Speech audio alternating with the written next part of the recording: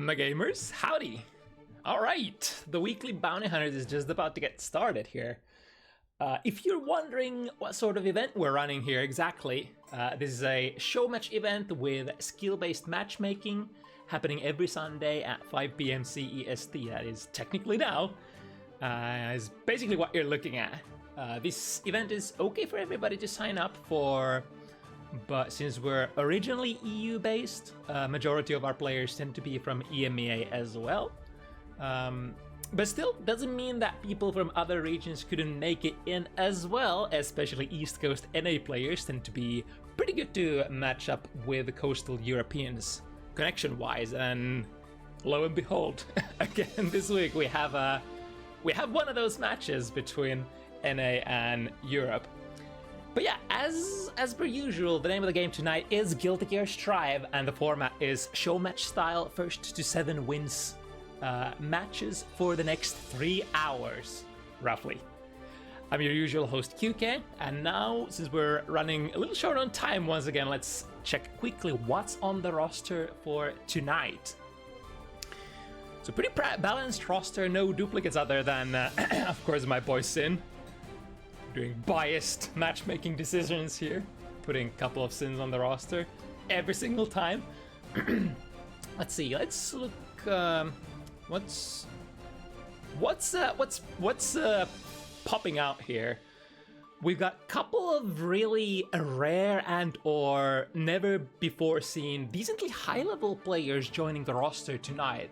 In the second slot we got Fluxarata, a Sin player that I've been sort of dying to see for a long time. In fact, I've known that this is a very decent Sin player for a very long time, but I haven't seen them play all too much.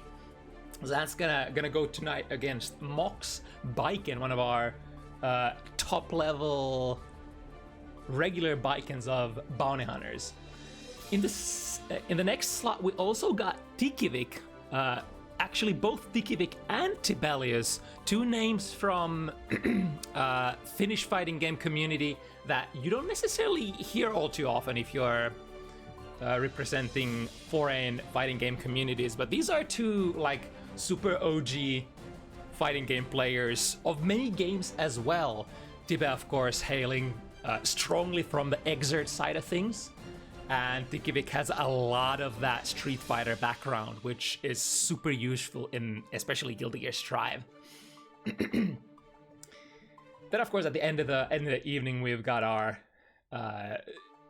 regular heavy hitters. We got Hoplan and Pokey queued up for a game. Surprised that these gentlemen haven't played before. Especially play each other before in a very interesting match that is the Anji versus Nago. Not a very straightforward, or you could say it's a straightforward matchup, but not in the layer 1 kind of way. We're gonna talk a little bit more about that later. Other rare matches we got in the 6th slot, Metadona and Horizon, with two very rare characters, Dizzy and Milia. We've been having a little bit more Milia as of recent. Rather, in a way, forgotten character, or one of the forgotten characters as far as meta and recent patch changes have treated some of the cast. And then we got a little bit of a segment of whatchamacallit, intermediate players. Some new. Oh yeah, we were supposed to check the new players as well. So making their debuts tonight, let's see, in the 5th matchup slot, we've got Leon Faust showing up for the first time. In the 4th, we got Lou Potemkin, has been trying to get into Bounty Hunters for a couple of weeks now, I believe, but have had some scheduling issues, canceling issues, stuff like that. Then, of course, we got Fluxarata Sin, very high-level Sin player. And then in the number 1 first slot, we've got Boltazo Abba. Now, this is the interesting matchup that I was talking about earlier, the NA versus Europe matchup. I think the connection is theoretically kind of rocky, but these are two players who have known each other for a long time, have a lot of fighting game history together. It's sort of like the storyline that ZUBI has been bringing to bounty hunters every time that they have been signing up, fighting some of the most important people in their fighting game career. And I believe Boltazo was rumored to be one of those people who has had the most sort of positive effect in terms of like teaching you fighting games for ZUBI.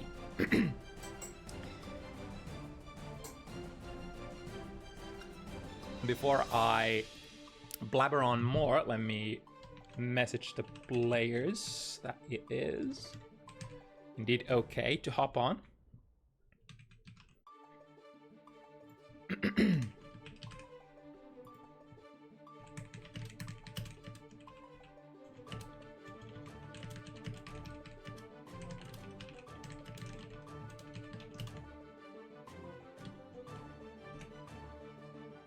Okay, that should be all tier work out of the way, and we can concentrate on the matches themselves.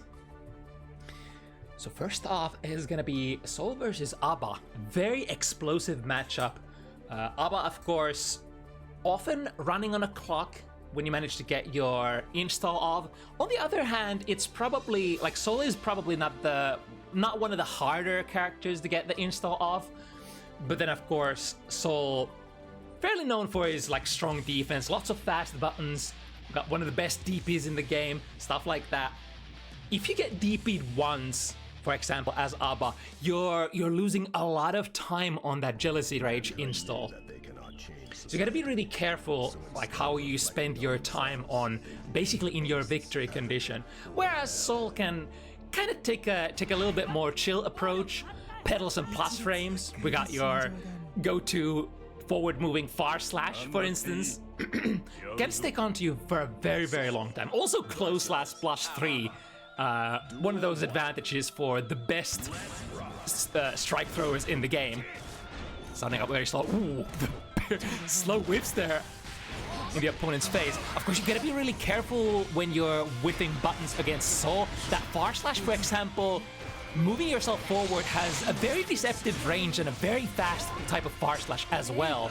So if you whiff too many buttons and Mr. Bad Guy's face, it's gonna be bad time for you. Speaking of that counter hit, finding one, an immediate burst. The burst does give you enough time to get into install, I think, uninterrupted, especially if your opponent does not have any sort of full screen reaching supers or the like nice block on the overhead. So that'll be pop. That'll basically give ZUBI time to dash in and start the pressure. This is the toughest place that you can be on Abba. When you run out of that jealousy gauge completely, your only way of getting it back is to interact with the opponent. You either have to land strikes on block, on hit, or make good use of your parry mechanic. But if you just chill back, that the gauge basically will never come back. And the F-Shiki there! A showcase of what simple yet effective things you can do on offense when you go into that install mode. Ooh, I like the gold burst here. It was basically in a situation where you kind of have to usually guess between the strike or throw, but gold burst, of course, will take care of both of them. With a huge amount of meter, should be able to go in the finishing super, making sure that even if this doesn't kill, this would have been a pretty decent wall break as well. But of course, the damage was basically stacking up, and Boltazo was able to get the kill. Now go into the install again. It's only 7 seconds on the clock. However, yeah, use the YRC. Try to get the offense back as soon as possible. Make a couple of dance moves in and out of stance. It's also very important. Ooh, got the backdash there with the close slash. Yeah, that's definitely worth a burst.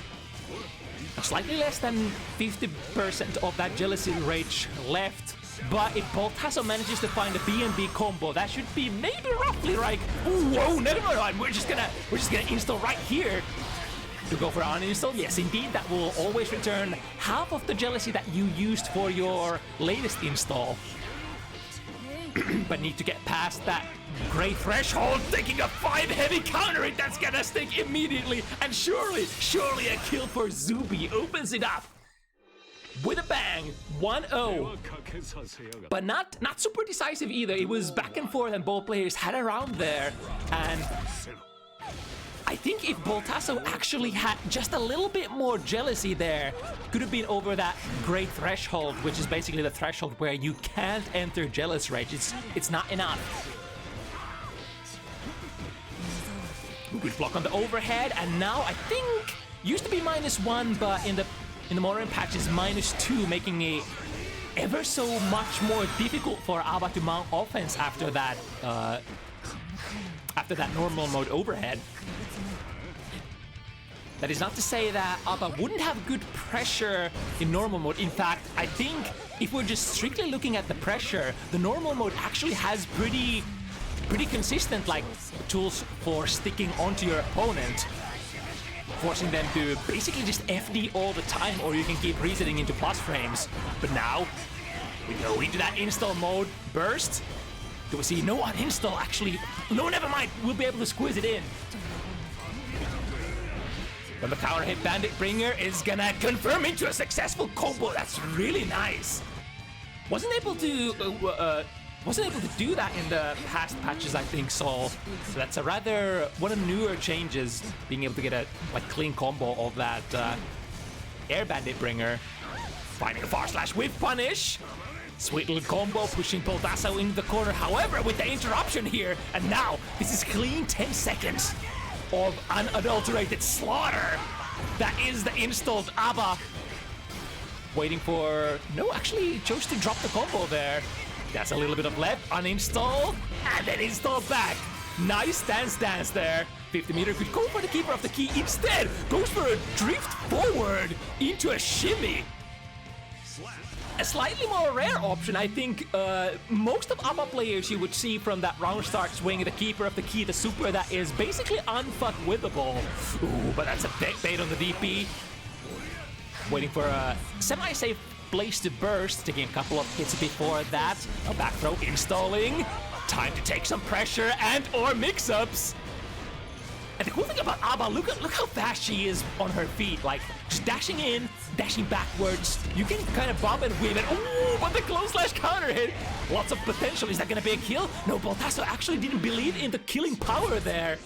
And queued up the Rekka as well. Wasn't able to stop it in time. Here's the keeper of the key. Does he hit high enough? No! Actually, I've never seen anybody be able to dodge keeper of the key before. Being so high up in the air and still having your double jump available. ZUBI was able to momentarily dodge it, but still not able to get into a super good position afterwards. You still do have to come down from your high angle. And since you kind of had to use the double jump there to avoid the keeper of the key, you were out of air options, and that puts you at a really bad disadvantage. Oh, no punish there. Is that punishable? I think installed Rekka 1, Rekka 2 is still rather minus. It does push you away though. 1-2, getting that activation. It's basically the key grab and the Rekka sequence builds roughly equal amount of key gauge generally. So both usually allowing you to go into install afterwards if you so desire.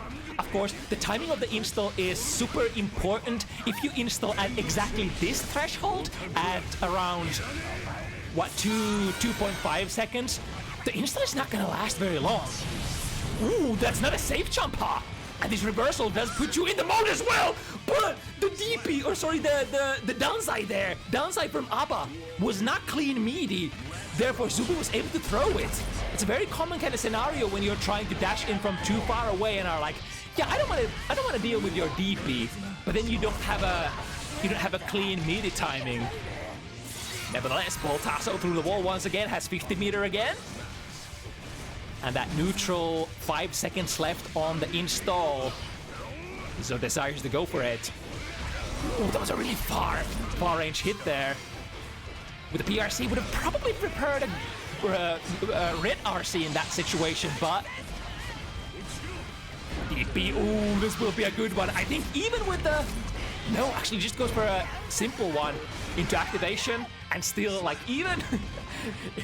In this situation, even if you didn't kill, it's so hard to get up off of you, especially since you are already kind of dry of your resources, though no burst, no deflect shield, no YRC available.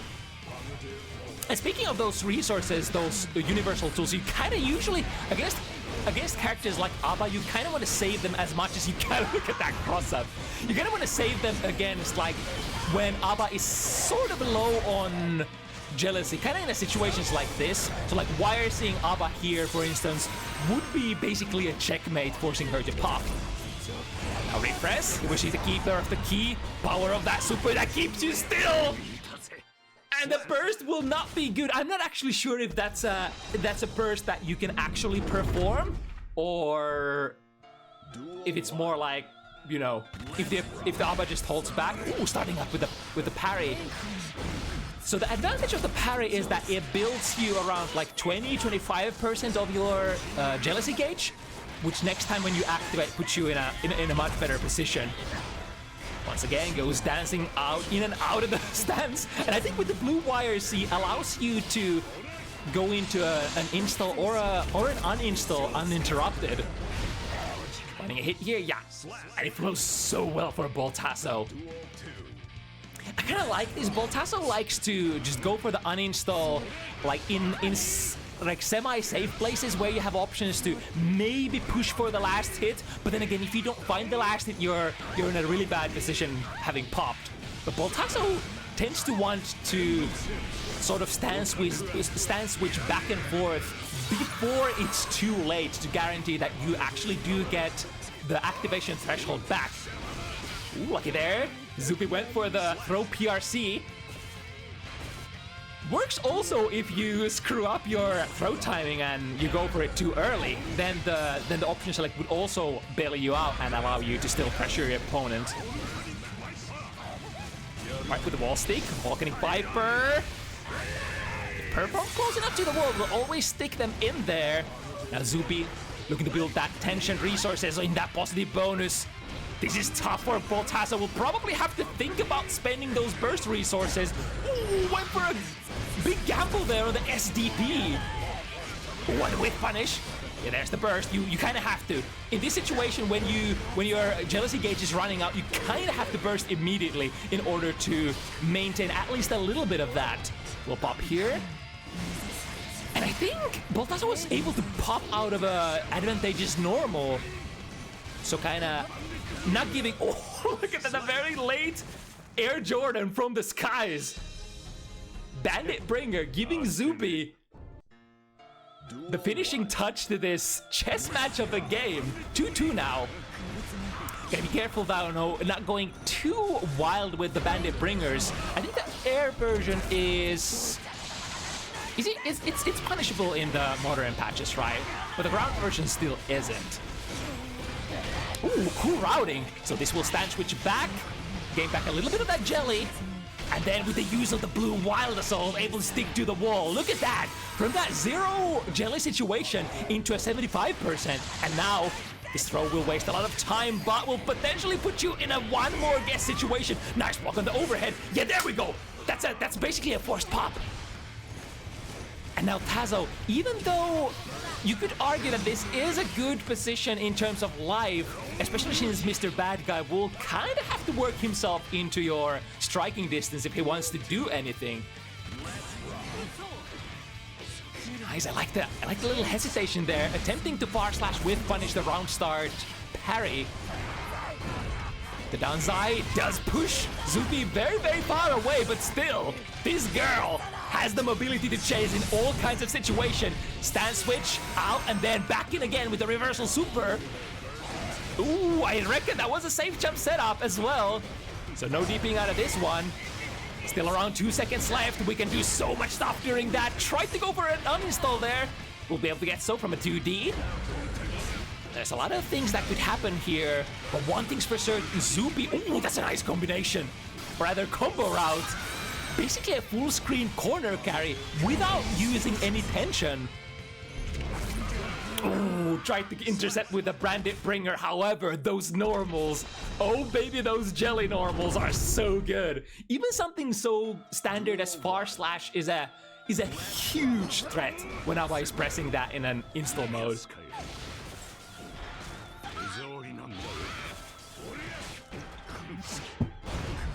starting with a strike throw there. Yeah, there we go. Rekka 1, Rekka 2 is punished this time around and followed up by the burst as well.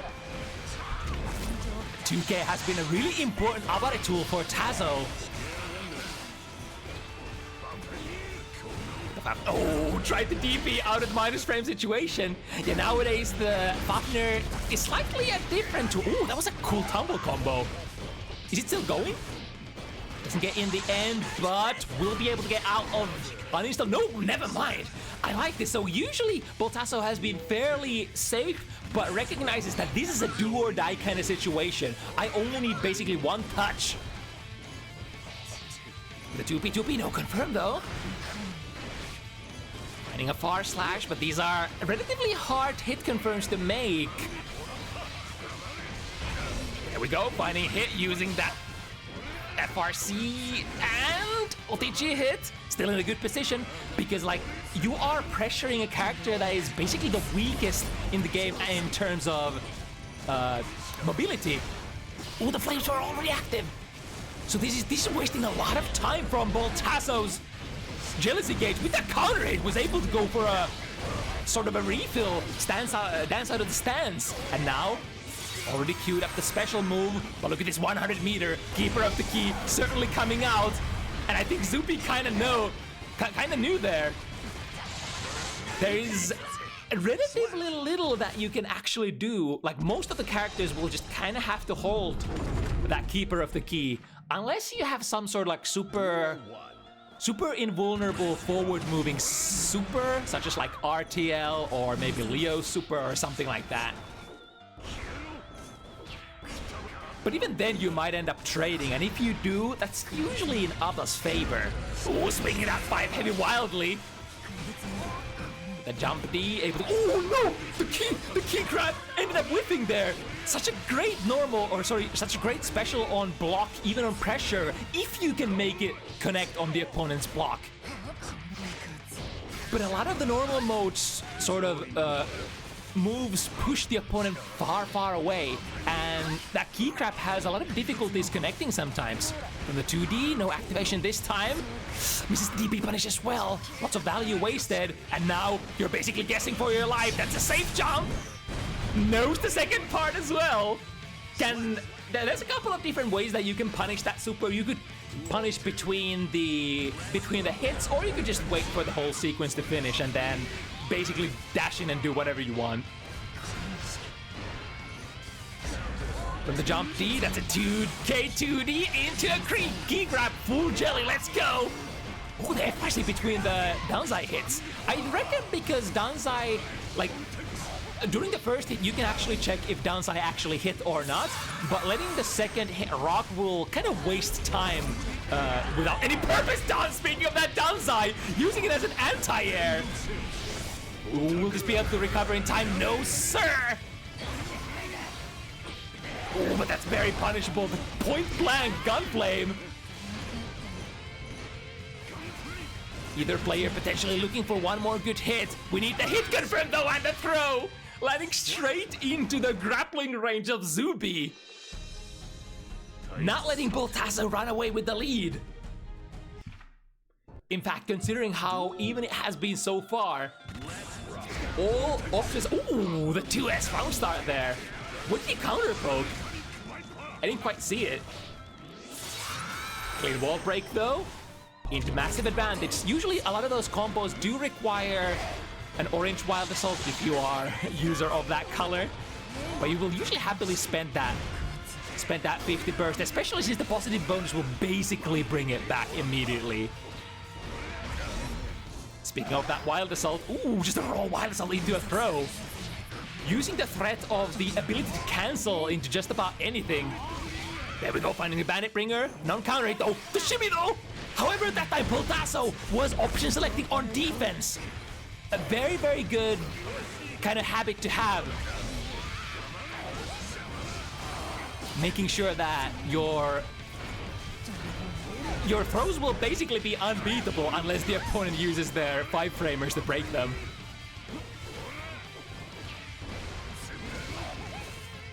Back and forth. Once again, minus frames, disengage. Oh, was trying to find a hit there on the whiffed far slash. but landed on the completely wrong side of Tazo. Dash in, use that threat of those plus frames that you have on Sol. And dash again, yeah. You can definitely make use of maneuvers like that because Haba is very immobile kind of character, especially in the normal mode. So you can do all sorts of shenanigans and tricks. Ooh, this time, well, that's how I tried to go for the same thing. But ZUBI was ready to backdash out. That's a big one. Knockdown here will basically make guaranteed pop happen here. Does have the 50 meter though, so there are options. Expecting maybe Boltazo to throw out the reversal here. No install quite yet. It's a tough decision here, like whether you go for an install or not, but at this point you kind of have to go for it. Wire C, still 4 seconds left. Many people say, ooh, that's a counter hit, so hit confirmed is available. Keeper of the key, I think DP is not an option at this distance. Good block on the overhead, second hit on the 2D lands, and that's gonna be a pop again. Even through the minus frames of the Fafnir, it's gonna be quite favorable kind of a situation, because there is always, when you pop, there is always the guaranteed 10 frames of recovery, during which Abba can do nothing else but just block. Goes for the burst bait here. ZUBI though, ZUBI has been pretty patient with the burst timing, so waiting for at least like 2 or 3 hits before unleashing the burst, basically checking if the opponent is like actually comboing me out of that counter hit or not.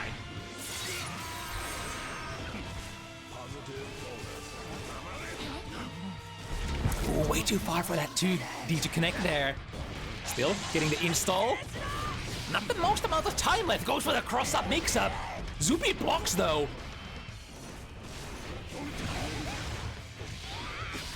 The non-install Keeper of the Key could be an option here. No, just goes for a Rekka whiff into Rekka 2.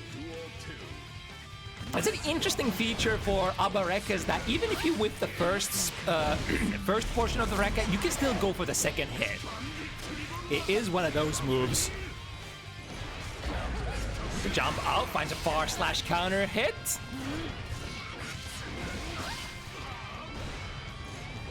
Still a lot of different things that could happen here. Of course, ZUBI rocking a lot of tension. Ooh, the 2D! Sorry, the 2K again. The interrupting button. It is a pretty decent 2K. I think it's a 6-frame button, but reaches really, really far away. So definitely one of the better 2Ds. Oh, dash to dash forward, but meets the Fafnir. Jump to the other side, and the jump K, the classic cross-up hitbox, is available for Sol. Tries to go for a punish, but the Rekka 2 pushing a little bit too far away, making the punish not the easiest thing in the world for sure. The whiff cancel this time, using the threat of more strikes to go for a throw uninstall. And we're back at the neutral. 5 seconds left on that gauge. The 2K connects, but the 2D doesn't. And now the clock is tick-tock ticking. If you can force Boltazo into, oh, again, that situation, the deep dash in. Boltazo basically had to use every resource, every single defensive resource that they had to escape the impending pop. 4 seconds left. What can we mix up with? Oh, the slowed down frames. ZUBI says it's time to strike. Is there an uninstall? No, pop. So now Boltazo will have to find a hard knockdown of some sort in order to go back into the mode. Rare use of that, whatchamacallit, the Gunflame feint there. Haven't seen that in a long time. Goes for the deep dash again, no reaction for ZUBI. Has to go for the burst here if you still want to play. This is a match for the winning position again. It is Boltazo who gets the grasp at 5-4. But again, still a position where anything could happen. Most of these games have gone to, basically gone down to the wire to the last round. There we go. There's the early burst bait, and this time ZUBI is ready to burst.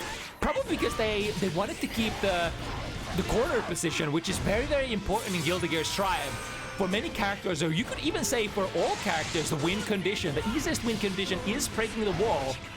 So if your opponent does get a hit in during your pressure, it's very likely that you're gonna see that aggressive blue burst. Put them back into the corner. from 2K, tick into a throw. Ooh, the gunflame is big. Now, YSC, will he be? No, doesn't have time to uninstall, unfortunately. So this is pop back into the 2-second threshold. So you could definitely install here, but it's going to be such a low value install that Boltazo, unless you have ZUBI at a really low health, you're probably looking to increase your jealousy gauge a little bit more before going for it. It's in fact so little that you probably don't even have enough for one of your BNBs, even if you don't manage to find the hit. Is this it? This is it! Oh, but waiting for the DP! Not even a, whatchamacallit, the downside bait. Pop happening again. Jump D, that's so tricky! Ended up whipping the jump D in front of ZUBI, but it's of course so hard to see when that drop kick or that dive kick is gonna hit and when it's not. Ooh, a classic, classic projectile. I was about to say projectile YRC, but that's Exert stuff. Projectile PRC. Spend 50. Send out a defensive wave of strength. And basically say, you shall not do anything on the ground. The patience there. Looking for an opening. Finds one. Now the routing is super important here. Will we be able to... Yeah, we can get out of the stance. Unfortunately, that will leave you at an uninstalled state. That was a gamble. Wait, what happens here? So another one. He's able to completely avoid the keeper of the key. That was kind of cool. But I think Boltazo was ready for it as well. And now, Boltazo, at the very most important moment, has been able to mount a 2-game lead here. Putting himself in 6. Ooh, there we go. And with the the Wild Assault, make sure that Boltazo didn't have a super good burst timing there available, as that Wild Assault does chew a little bit of their burst gauge away, giving you like a couple of seconds to perform the combo, especially if you perform it at the start of the round. Of course, the lower health on your opponent, the faster their burst is also gonna come back. Ooh, with the cross up again, the re-jump between the jump in. Ooh, switch sides even. Pop in the middle of the combo. Okay, interesting situation. We can RC this, right? Unless it's a hit. It's just gonna be a hit. Would Boltazo burst here? Yes, we do. 100 in the tank. Double jump over again. Completely avoids it. Boltazo also chose to PRC the super. No, not close enough. The menacing aura farm walk. ZUBI was still not in distance to get the throw, although Boltazo was kind of thinking that was gonna be their sort of plan there. Once again, good block on the overhead, but the second one goes unanswered. It is, after all, a 50-50 kind of a situation there, if you will. But at least if you guess right on the overhead, you are usually going to be around, like, is it plus 2 or plus 3? I forgot what the frame advantage is on jealousy gauge mode. And now Boltazo.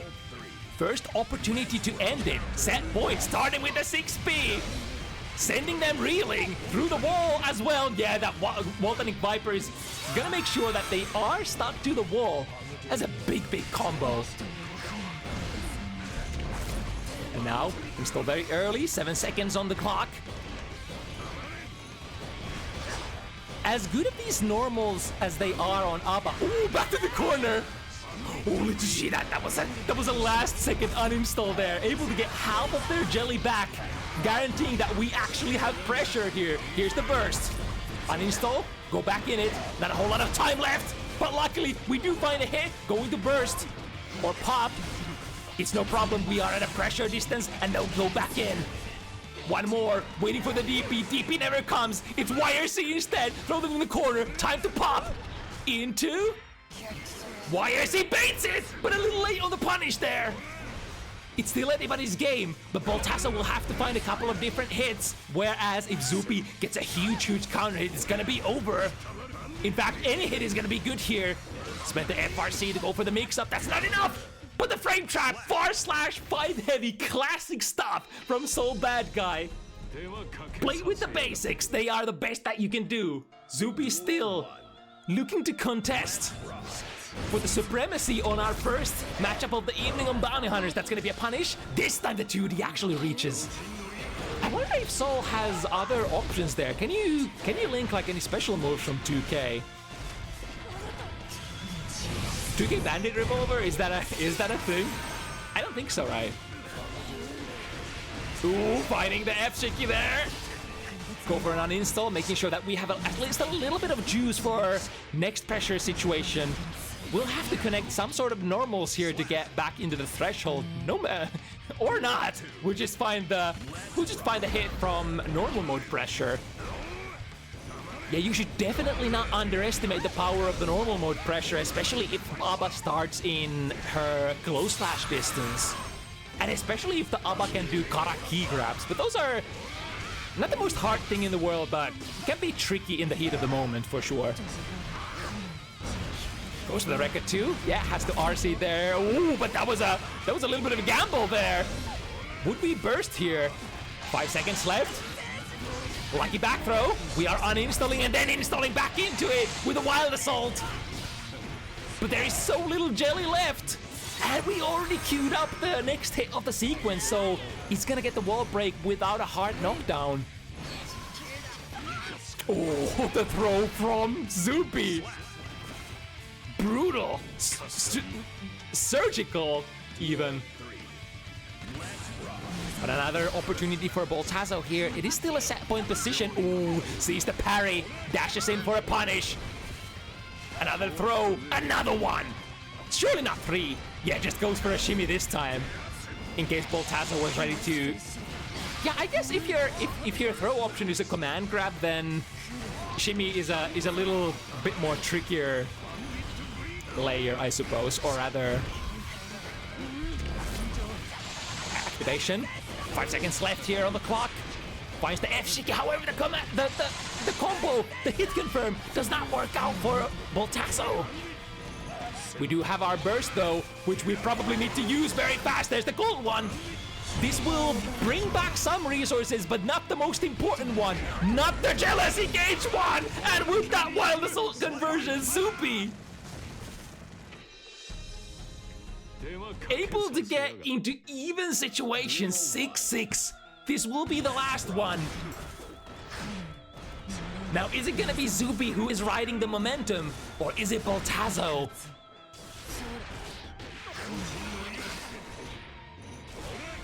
With the backdash in the normal mode is definitely a huge gamble, because there's like it's such a huge discrepancy between those backdashes. Ooh, again with the mix up. The normal mode backdash is one of the worst in the game, and then on the other hand, ooh, did you see that intercept? ZUBI hasn't had luck with a lot of those, so like what I mean by that, Boltazo has had a lot of sort of space to go for neutral installs, but technically if you are dashing at them and ready to strike, a neutral install is not a safe thing to do per se. Finding low from the FRC. Ooh, again with the tumble combo. Can we get an uninstall here? No, it's gonna be a... No, never mind. That wasn't an uninstall. That was a last second uninstall. So getting a little bit of that jealousy gauge back. 6 speed meets the Bandit Revolver. The far slash will get beaten here though, and it's gonna be enough. ZUBI. Match point position suddenly. With the Rekka, it's gonna give ample amount of jealousy to start the sequence. Again, the throw wastes a lot of jealousy. Yeah, Boltazo recognizes and goes for the uninstall there. Rekka 1, no cancel. Cashing out on the respect that the Rekka 2 is coming. Yeah, smartly using FD on that Danzai as well, pushing Abba as far away as possible. Now doing a long combo here would be really good. Look at that. The jealousy gauge slowly running out. I think can do an action here before it pops time. Trying to go for an uninstall. That is super greedy. Is gonna get punished momentarily. And the bop will happen here as well. So ZUBI should be able to run in. Both player disengages, but ZUBI still has that positive bonus running. Means we're gonna build that meter. Go for the low again. And thus Boltazo out of that jealousy.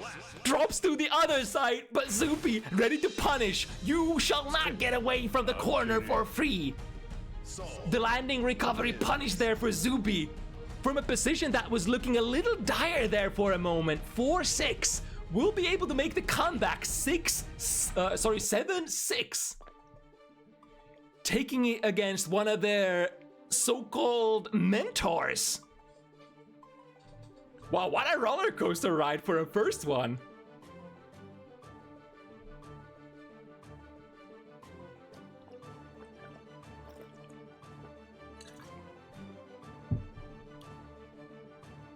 Hard hitters indeed. What do we got for the next one? Ooh, speaking of hard hitters.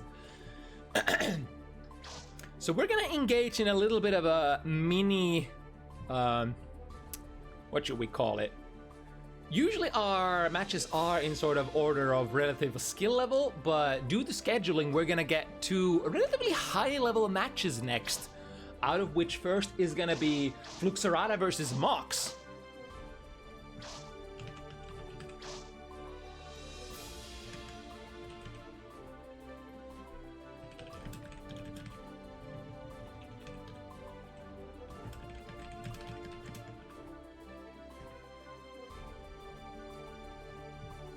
So a match that is definitely at neutral, governed by Sin.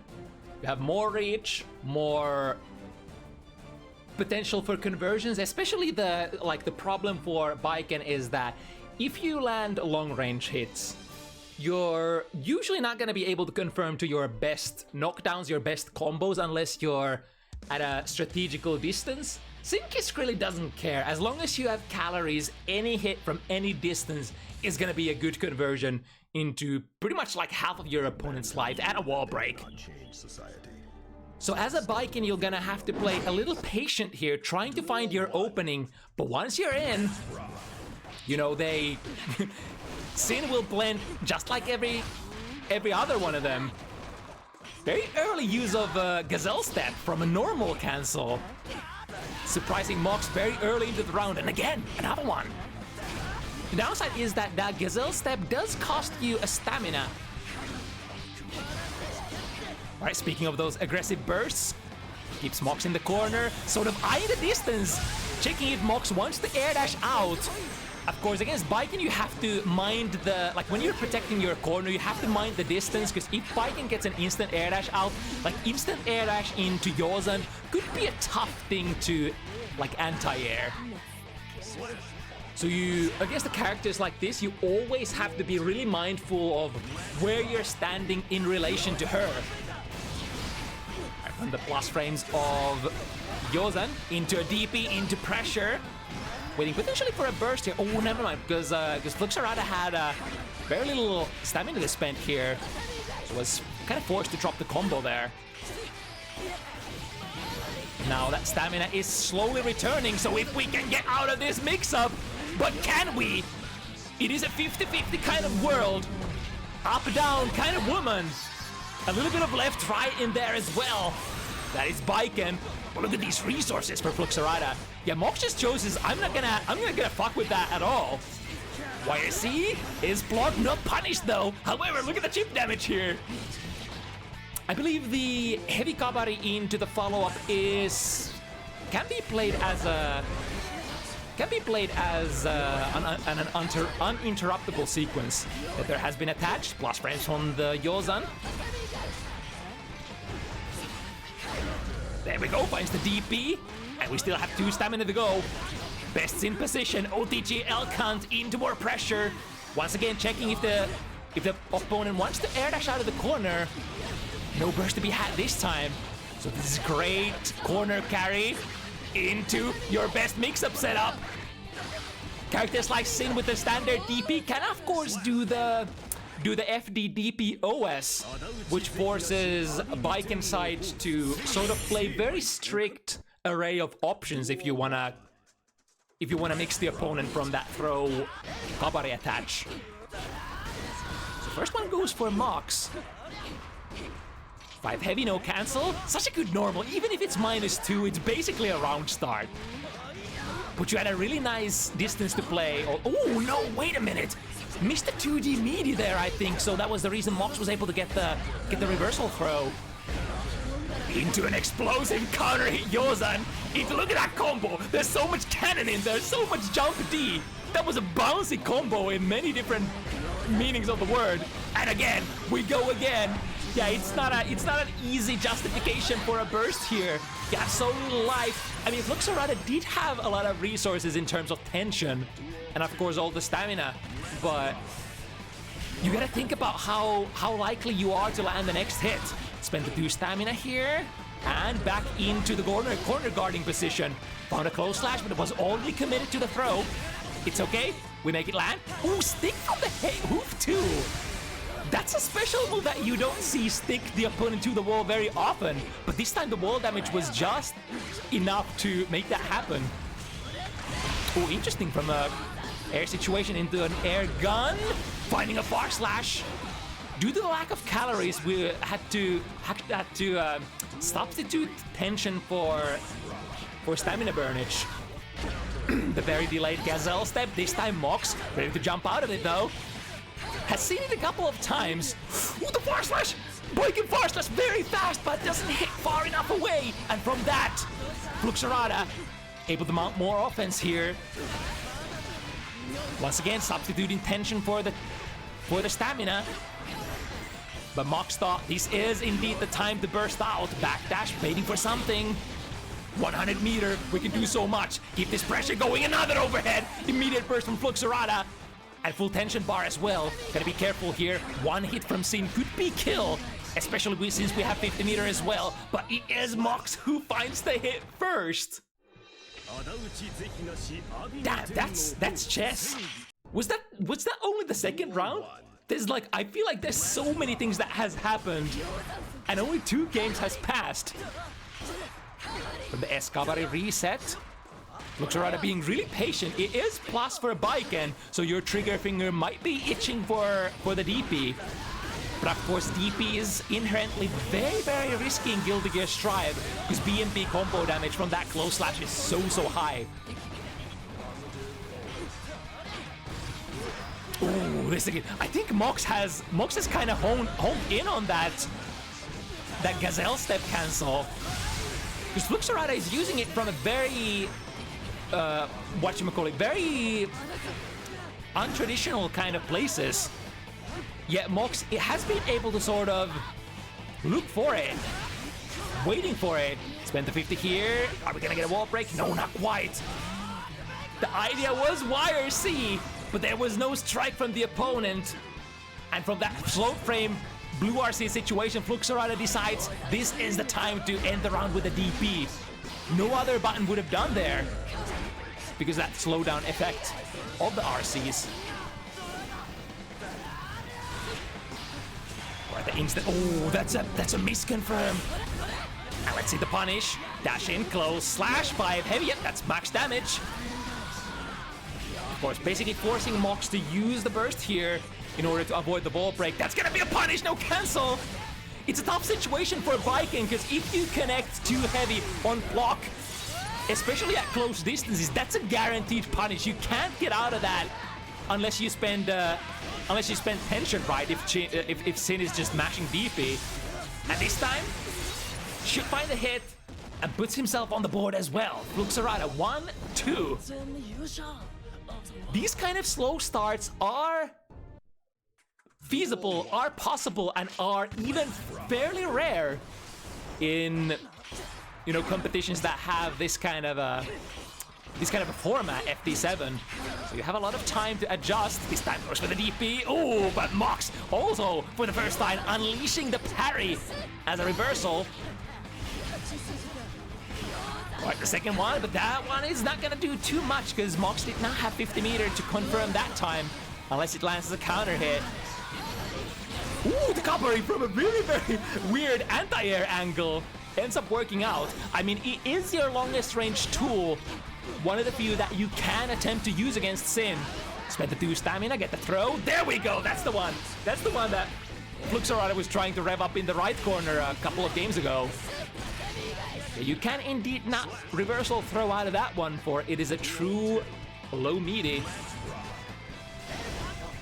Mox still procuring that around. Ooh, the whiff punish there using the elephant. Are we gonna break? Are we gonna save? We are indeed gonna save here. Two different kinds of schools of sin. We could use the last stamina and break, but that would put us in a sort of weak neutral position afterwards. There we go, this time having the 50 meter. TKOs and classic Lilo. But Fluxarata has all the resources ready to go here as well. No anti-air, however that Yozen was so high up in the air that there would have probably had to jump out to avoid that throw. With this pressure, the shimmy! Immediate burst from Mox. That is certainly be a plus. We can do it again and again. Able to get the burst out just in the nick of time. What's the mix-up here? Blast frames lands into the hoof stomp. I think the would have been auto-blocked otherwise, but the hoof stomp landed perfectly on the landing frames there and was was basically had to be blocked standing there. Still not able to open Mox up after that. It's been the finishing touch that has been eluding Fluxarata during some of these crucial ending portions of the match. The deep dash in finds a 6P. From that distance, I think you can't spend the stamina very easily to get the wall break, so just spend one for the Gazelle step. Finding a 2P, nice hit confirmed, 2P, 2P, 6P into the super. Too bad it was basically one hit point away from being a kill, but then the frame kill 5P into basically a meaty elk hunt. That will also catch backdashes if the opponent is thinking like, oh, he's so far away from me, so let me just backdash. Nuh-uh. Can't backdash that elk.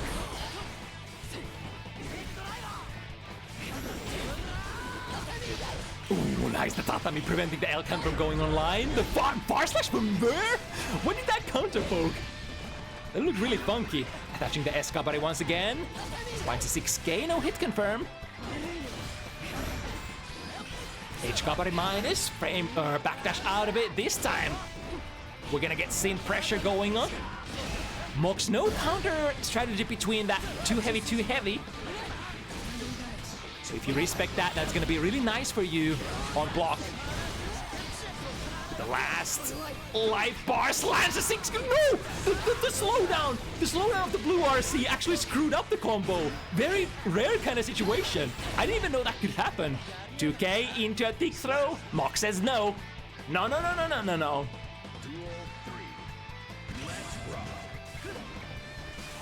Taking the jump in and then flowing backwards is a very standard kind of strategy. It's really huge kind of a commit as Baiken to just dash in, jump in, or engage. You kind of want to bob and weave and try to bait around.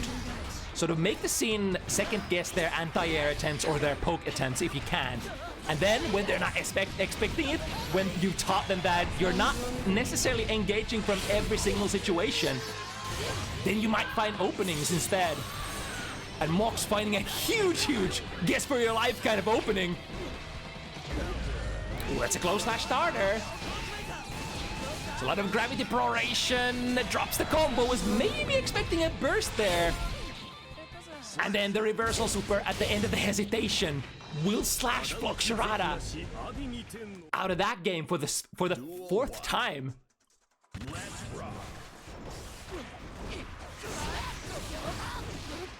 Alright, the stander spent 2 stun. Oh, okay, so we're not actually opting to take the wall break here. I think it's the kind of style that Fluxarata likes to play with. Like, instead of taking the soft knockdown wall break, rather dropping the opponent in the corner after a combo so that we can keep up the pressure and on the next hit build into that 50 tension. Now, speaking of that tension, both players with a lot RTL. If Fluxarata is blocking, even better, parrying, which you can do post-flash. It's a little bit more common to see the RTLs from neutral when you have 100 meters, so if your guess was incorrect.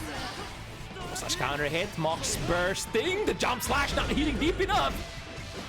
Ooh, okay, I see. So the 5K, I think the 5P was supposed to be a whip there, but since it landed as a hit, Fluxarata was quick to hit confirm that. All right, we can just actually go into a combo instead. All right, plus 10. Spend the 2 to buy the real estate. Oh, nice bluff there. Scared of the last stamina cancel. Of course, if you get frame trap counter hit from the special follow-up, it does give Sin quite damaging combo routes. Pressure still going, finds the hit. Yeah, Fluxarata probably knew that was gonna be the last straw. Unless you burst, there is no way out of that one. Tried to parry there, but I think you cannot parry YRC. And that 2 stamina conversion is gonna be enough. Once again, or actually that was a 1 stamina conversion, but that was a pretty good spot for Fluxarata that was enough to actually kill. If the DP works out, the tether is still attached and could potentially be utilized by the Sin player as well. There are some special routes that you can go as Sin. But they are kind of hard to perform, not gonna lie. Right, good block on the overhead. Switching sides again, but this time Yozan a little bit stronger, launching herself into the skies and ending with a super. Not quite gonna kill yet though, but a couple of different options that Mox could do here. Just goes for the safest one. Escabari, I think, can be backdashed out of. But what if it's heavy Kabari? Is there like a like sort of a call out option if your opponent backdashes there and you're like, okay, I think they're gonna backdash. Is there an option to use like a heavy Kabari to catch them maybe? Oh, escape out of the corner. That's big one for Mox. Neutral trade there. Still able to land the 6P on the landing frames. And now the pressure begins. Finding a hit, choosing to not confirm with the 50 tension. So means that we still have special move RC available if we can find it. Has to weather the storm from Mox first.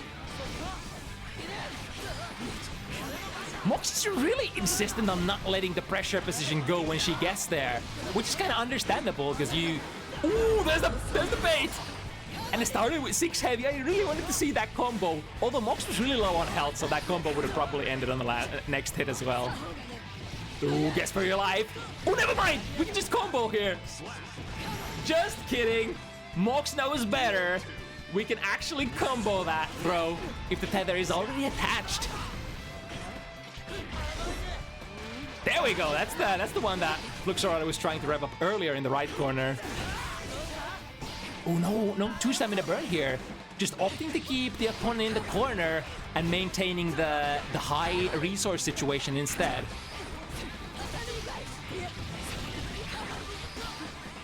Now the reset. Ooh, interesting. Landing into a really good place here. And yep, I think that's a meaty, so cannot throw against that. We'll put Mox on a hard knockdown, but with a 100 meter Super PRC could be it. Bait here, and there's nothing you can do past that. Going for that hero burst might not be the best of your best that you can do with your resources. Nice, close enough to the corner. So this time, even if the starter was 6P, was able to confirm successfully. 6P works out, and the kata cancel. Nice. Looking for one more hit, waiting for potentially the burst. Nice! The 6P towards the other direction at the perfect moment. That's not actually the easiest thing in the world to do. Even if you are one of the best 6P characters in the game, you are still subject to that sort of timing knowledge check if the opponent is air dashing over you with the Yozan. If you go for the 6P too early, you're actually gonna lose. So you kind of want to delay as much as possible. Oh, going on the Kabari here.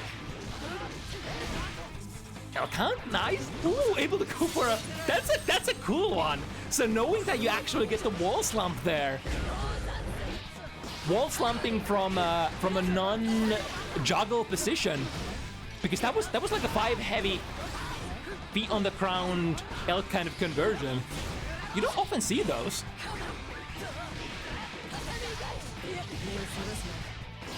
Alright, with the big combo and a big drop as well. Kabari will dissipate. Keep up the pressure with the Wild Assault. Get another Kabari. Increase our damage potential. Still anybody's game. One hit. Ooh, goes for the throw. Into shenanigans, however, maybe a little too early. Doesn't matter. Mox does not have time to check what's going on in the heat of the moment. Even weird stuff can be kind of hard to deal with, or maybe we should say especially the weird stuff that you never seen before is hard to deal with. Yeah, the Elk would have beaten Kabari from pretty much any distance in any situation. Went for the shimmy, no reaction from Mox, but that only allows that still allows Fluxarata to keep the corner pressure position. Boxing in the corner, as we call it in the industry. What a hit! And goes straight for the Tyrant Barrel. Fluxarata is slowly powering up. Finding all the best situation, finding all the best conversions. No anti-air this time, and cut low that time. Ooh, has been very active at, I think, poking those, whatchamacall the Kabari cancels, which I think you usually see people poking into them with 6p. It makes it a little more lenient because, you know, the upper body invulnerability and everything. Yozan and a Yozan. It makes sense at this HP threshold, even if you don't have 50 meter, because you can... Like, it's really hard to adjust to what's happening from that first overhead. You still might not be in the basically the mindset that you need to still, again, guess for the high-low. Ooh, the delayed close slash. Mox went for the reversal parry a little too early, but also Fluxarata is basically 1 meter away from the super. So forced to take the wall break with a normal instead. 6 feet to the wrong direction. That's the tricky thing against Baiken. It might not always... Good timing! Bursting Mox into the corner, allowing this corner combo. Misses the ender though. But maybe that's a happy little accident, because we could go reset into the next hit, which was actually the killing hit. I think if you perform the combo successfully, that's actually not gonna kill. Ooh, okay. Going for a fully charged 5D, knows the route as well. John, you definitely knows the route. That was from, I reckon that was from Risk as well, because that dealt so much damage. YOLO DP here, might as well. Waiting for potentially reversal super. Mox is holding patiently onto that tension though.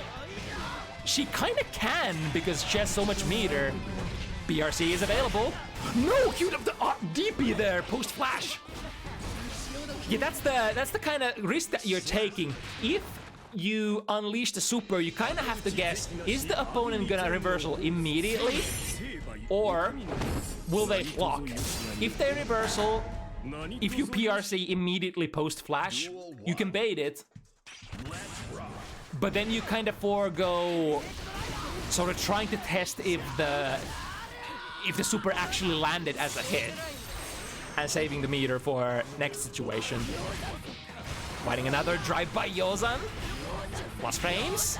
Another Yozan was kind of, I think Mox was probably praying to get that 50 meter there. But luck was not on her side that time. The stagger pressure. Again, the threat of the special to special cancel is ever present. You have to be very careful when Sin has 1 stamina at least left.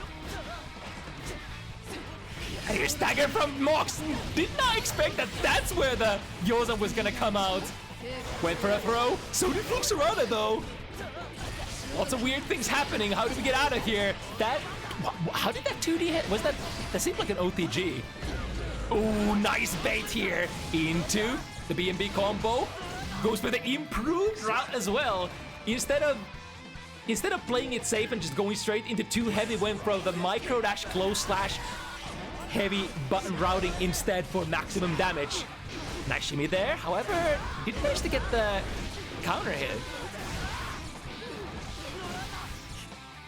And Cherry at the top, or maybe at the end of the combo, Tyrant Barrel. Now, we are out of stamina, so Stagger is probably the best that you can do. There we go! Fluxarata has basically been looking for that exact angle for the whole, I think for the whole set so far.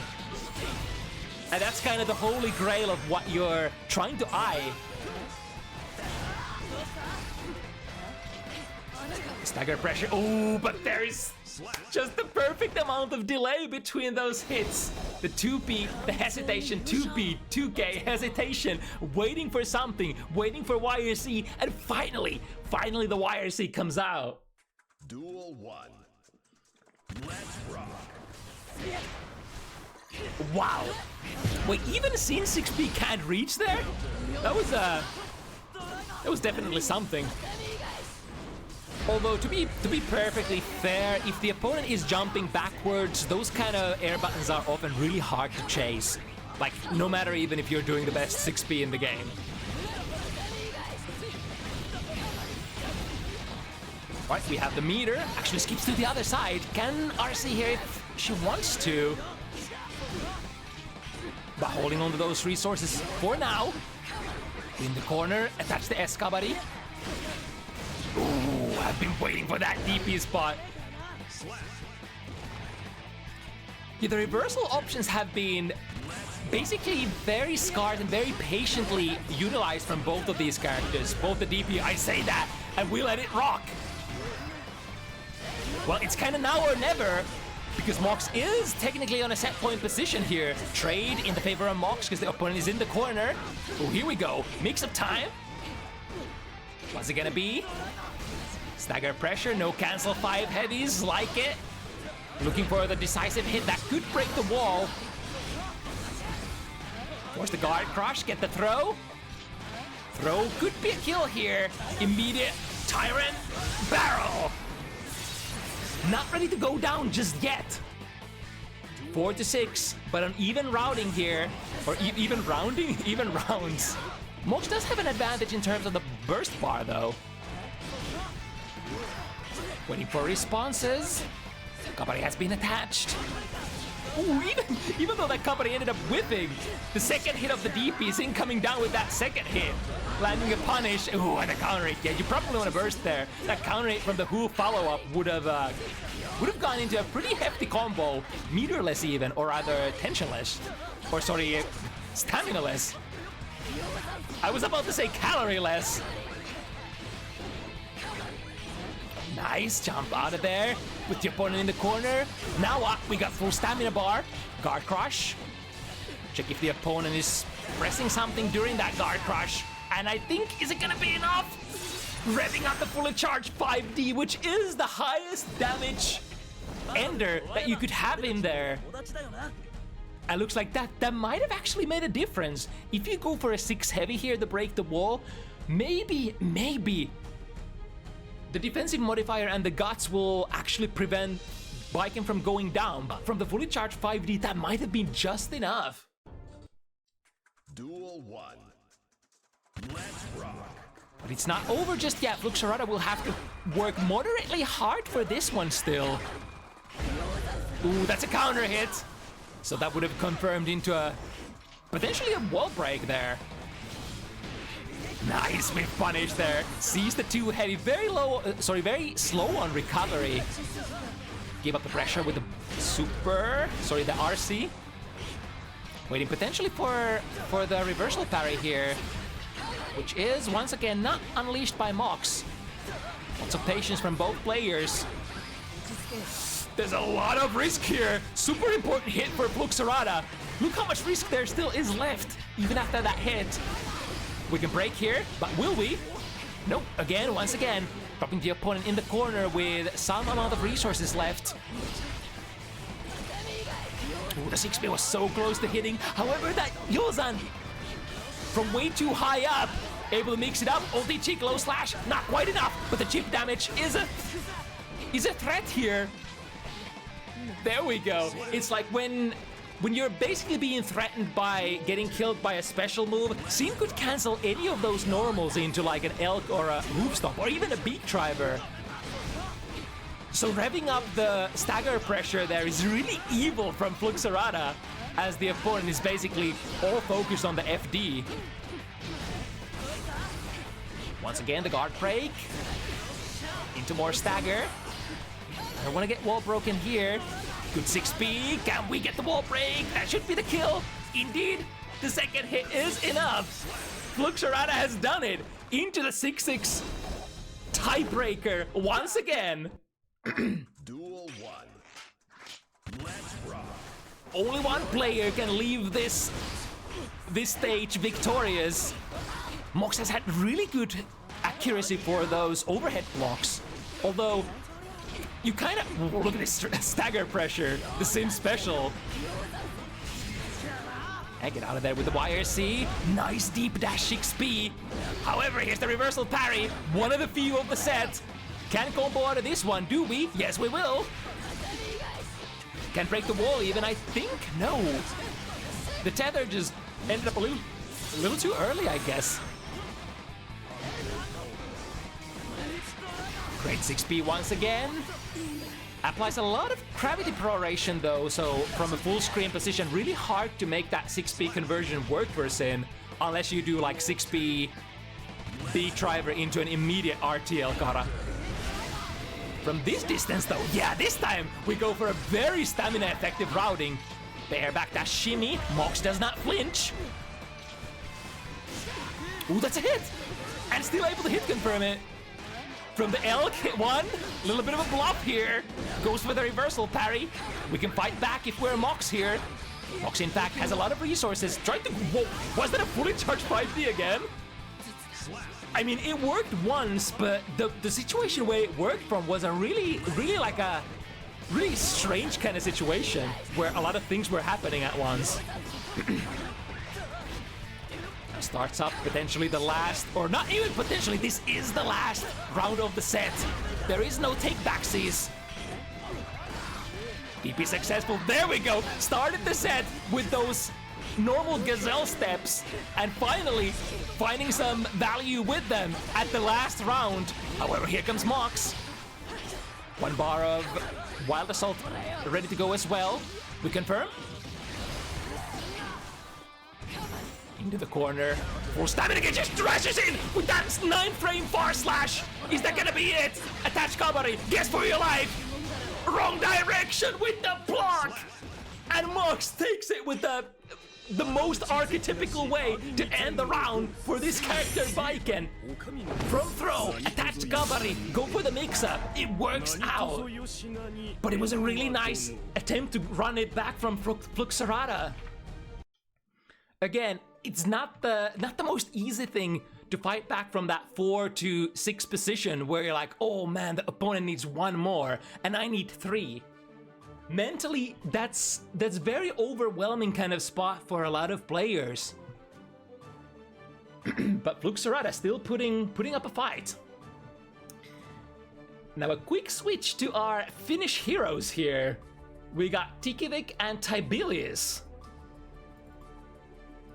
So Tibe is especially very interesting kind of name here because he's been taking a little bit of a a little bit of a hiatus from fighting games and came back recently ready to play the fighting game that they have basically I don't know if it's a love kind of a relationship or like a Stockholm syndrome kind of a situation or what. Like it's like the line between like love and hate is very thin for a lot of fighting game players, but I want to believe that we do it because we love the game, we love the sport, we love the whole hobby.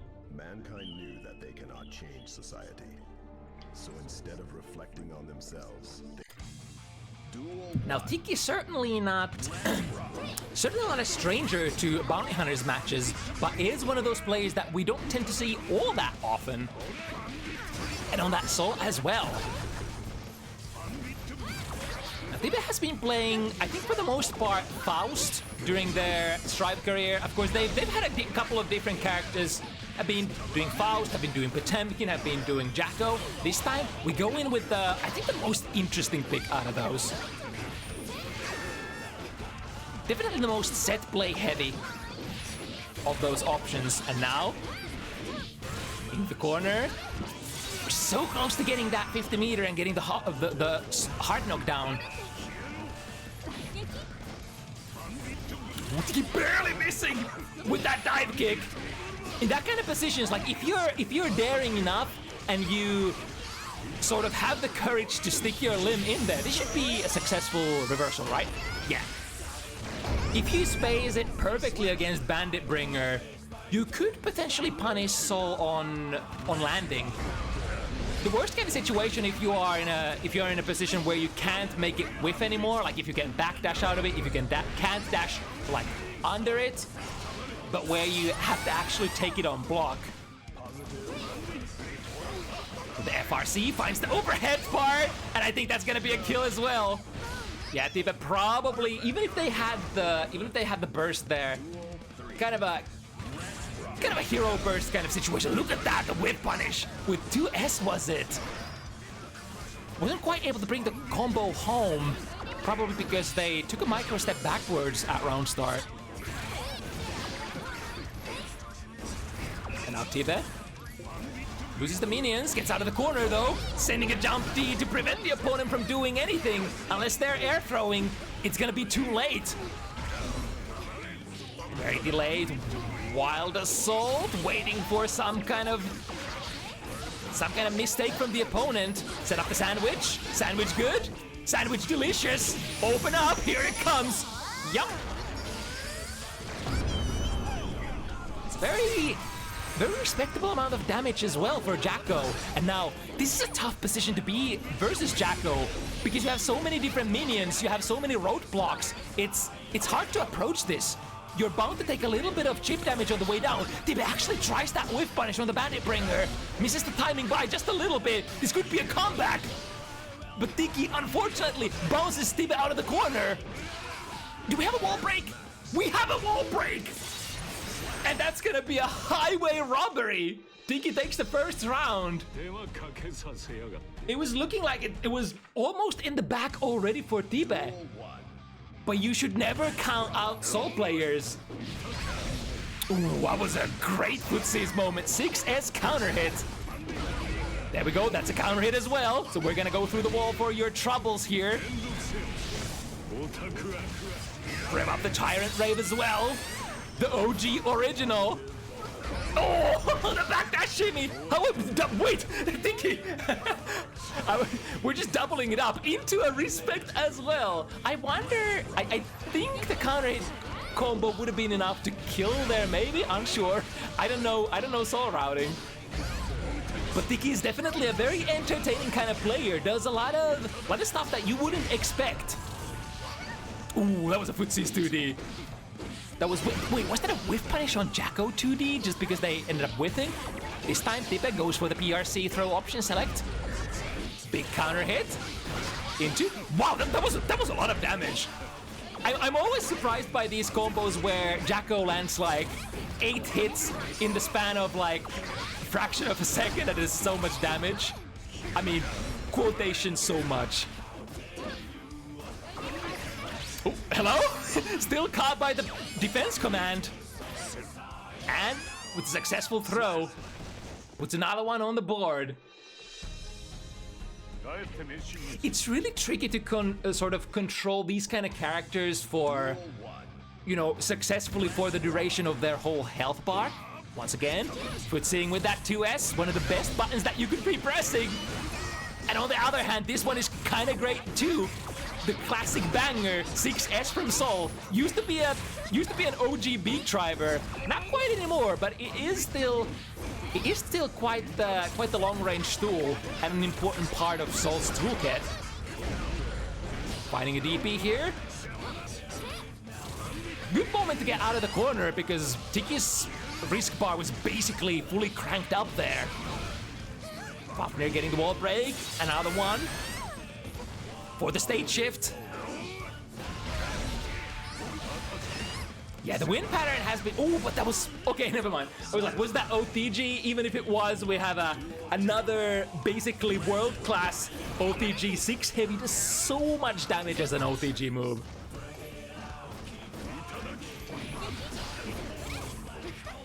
Jumping with punish, and then the chase there on the backdash.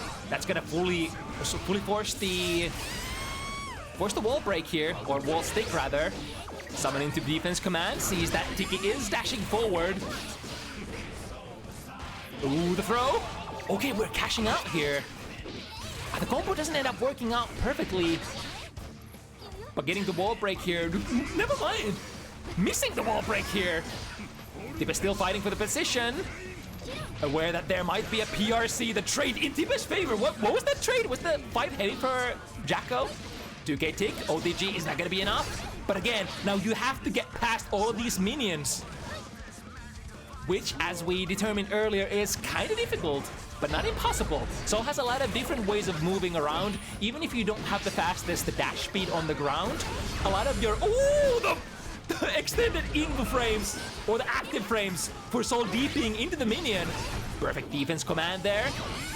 Parrying the 6S. Oh, the delay this time. Tiki with the RPS, waiting for the defense command before striking. Tiba summons into the defense command once again, straight away. Bar slash into. Safe jump.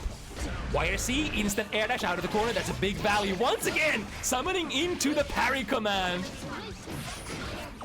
Can we play DP safe? I bet Tiki's thinking about it. OTG is not enough, I think Tiba considered. And I think as well. Able to put himself on the board here. 1-2. Not a moment too late. This is usually the comfortable position where you want to start putting your own points on the board, even if the opponent got like a little bit of a head start. 6B through, I think that was 6S from Sol. Can be 6B for sure. Yeah, the minions are a little bit stronger, have a lot of projectile durability, and especially when soccer kicked, I think they behave a little bit different. Able to find a DP somewhere in there, but Tibe answers with the gold burst. What can we do with all of that meter? Who sees the dash cancel, throws Tiki out of it. Hesitates a little bit, but didn't wait for long enough. Ooh, the 2D low profiles, the first hit of Bandit Revolver. This should be a kill, right? Or very close to it. No, not quite. Not even close. 5k! Counter poking the startup of 6 heavy. That 6 heavy is rather fast. But I think yeah, Jacko 5k must be like one of the perfect buttons against it. Like if you want to go for like a fast button, you have to be sure that you are able to reach the hitbox or the hurtbox of Sol's there. Nice loop. And the damage. Matching the difficulty of the combo as well. Ooh, no fear there. Pouncing out of that minion at your feet. Attack command or defense command can always be a problem there, because you can chain those together. Waiting for the burst never comes yet. Tiki doesn't have the burst yet by any means. We can hold on to that burst for the last round. Great patience on Tiki instead of panicking and just going for the burst immediately. Saving it, baiting it. And now, with a huge advantage, it will have to be Tibe who bursts here.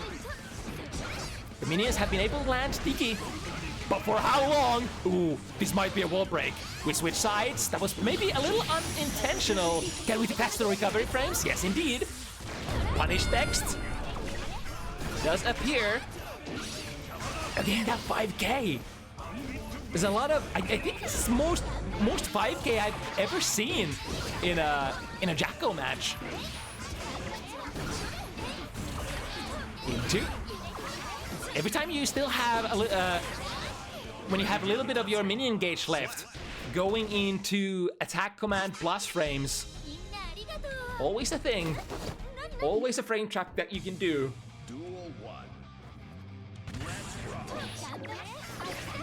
Wow, that's still connected? That must have been the last active frames there.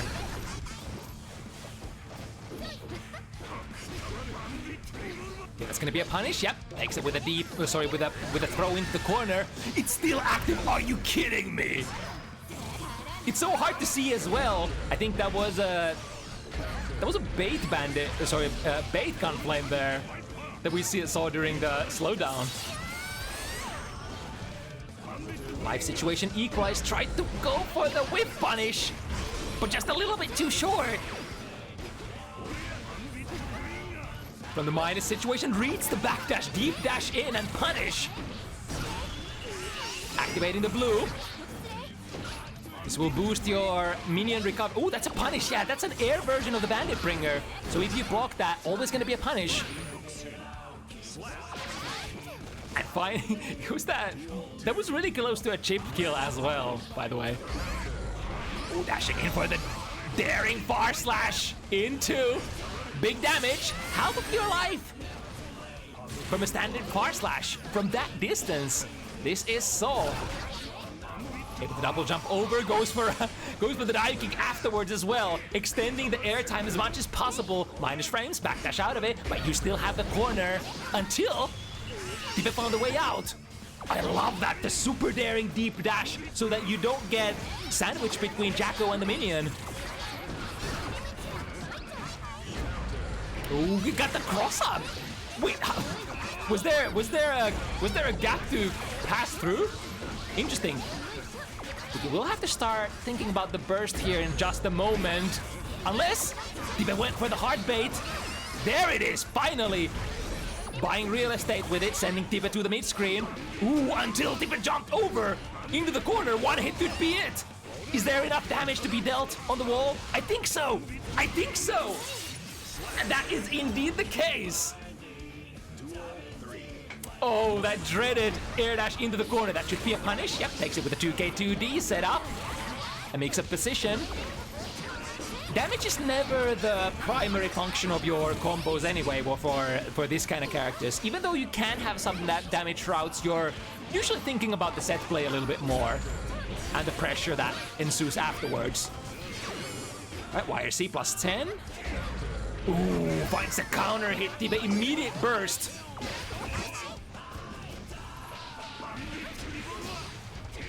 Ooh, from corner to corner, here we go. Tiki doesn't quite have what it takes to finish just yet.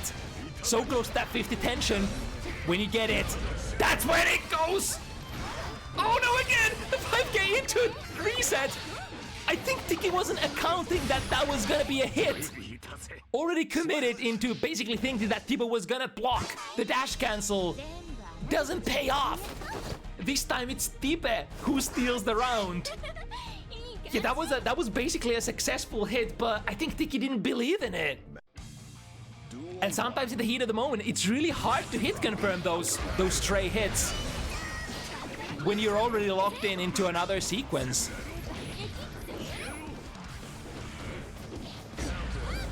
Finally finding a far slash. 1-2 in the corner. Maneuvering the minions really well here, Tikivik. Oh, and the pounce forward with the bandit revolver. So many different functions for that move. Mix-up tool, frame trap, approach.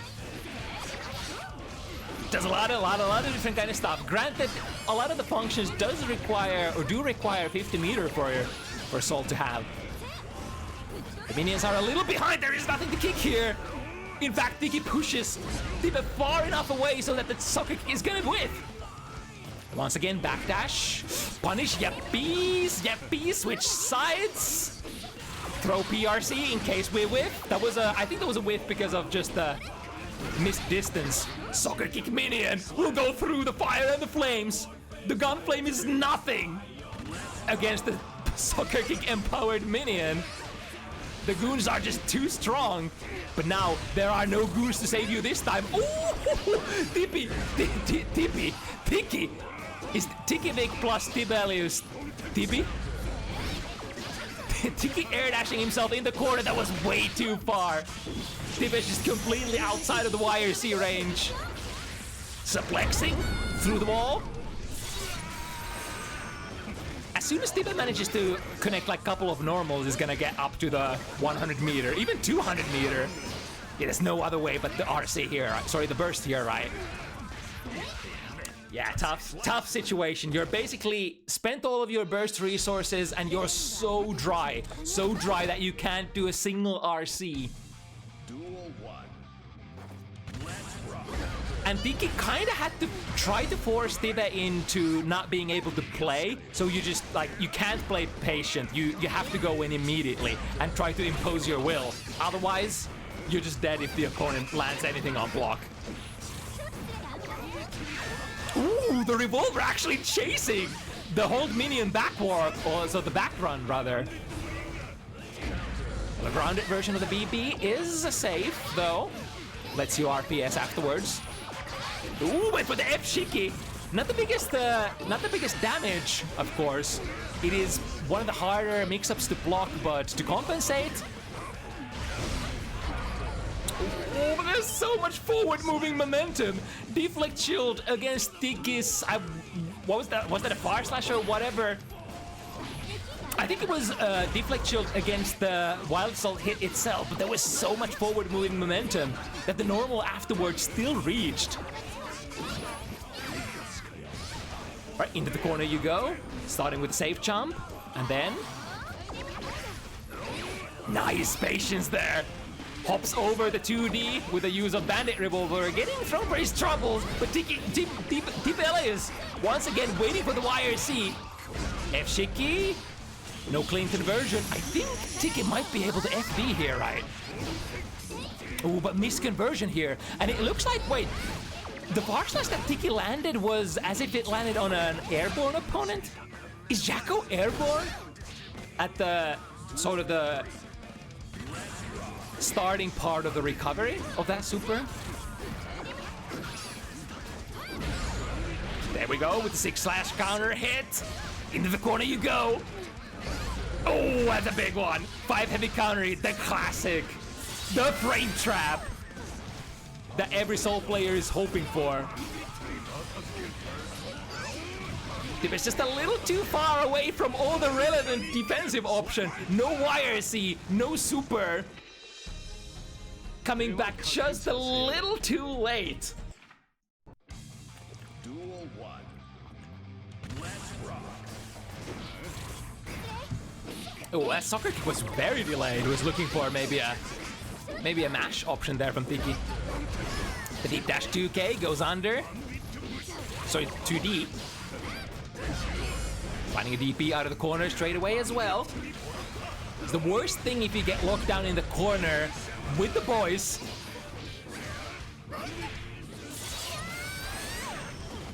Alright, what are we gonna defend with here? PRC? Ooh, that was so close for either player to win that interaction. Tiba with the throw a little too late there, I think. That was only Bandit Revolver first part. So it's sometimes a little hard to distinguish between the single hit Bandit Revolver and then the follow-up. But if your reactions are on point, then throw should take care of like both of those situations. Once again, same thing. The flames will cover up the situation. Wild assault into strike throw. Good tech. And here we go around the world with the F Shiki again. But Tiki was blocking that time and a shimmy. Ooh, miss on the confirm. Or maybe I'm unsure if it's a drop combo or if it's just Tiki trying to double it up with something else. Because like it's not the best combo that you get. Well, it's still a counter hit. So you do get like a far slash counter hit into Vortex, right? Which is very respectable combo and very decent corner carry as well. Tries to shimmy again, Tibe. Remembers the option, this time pressing buttons instead.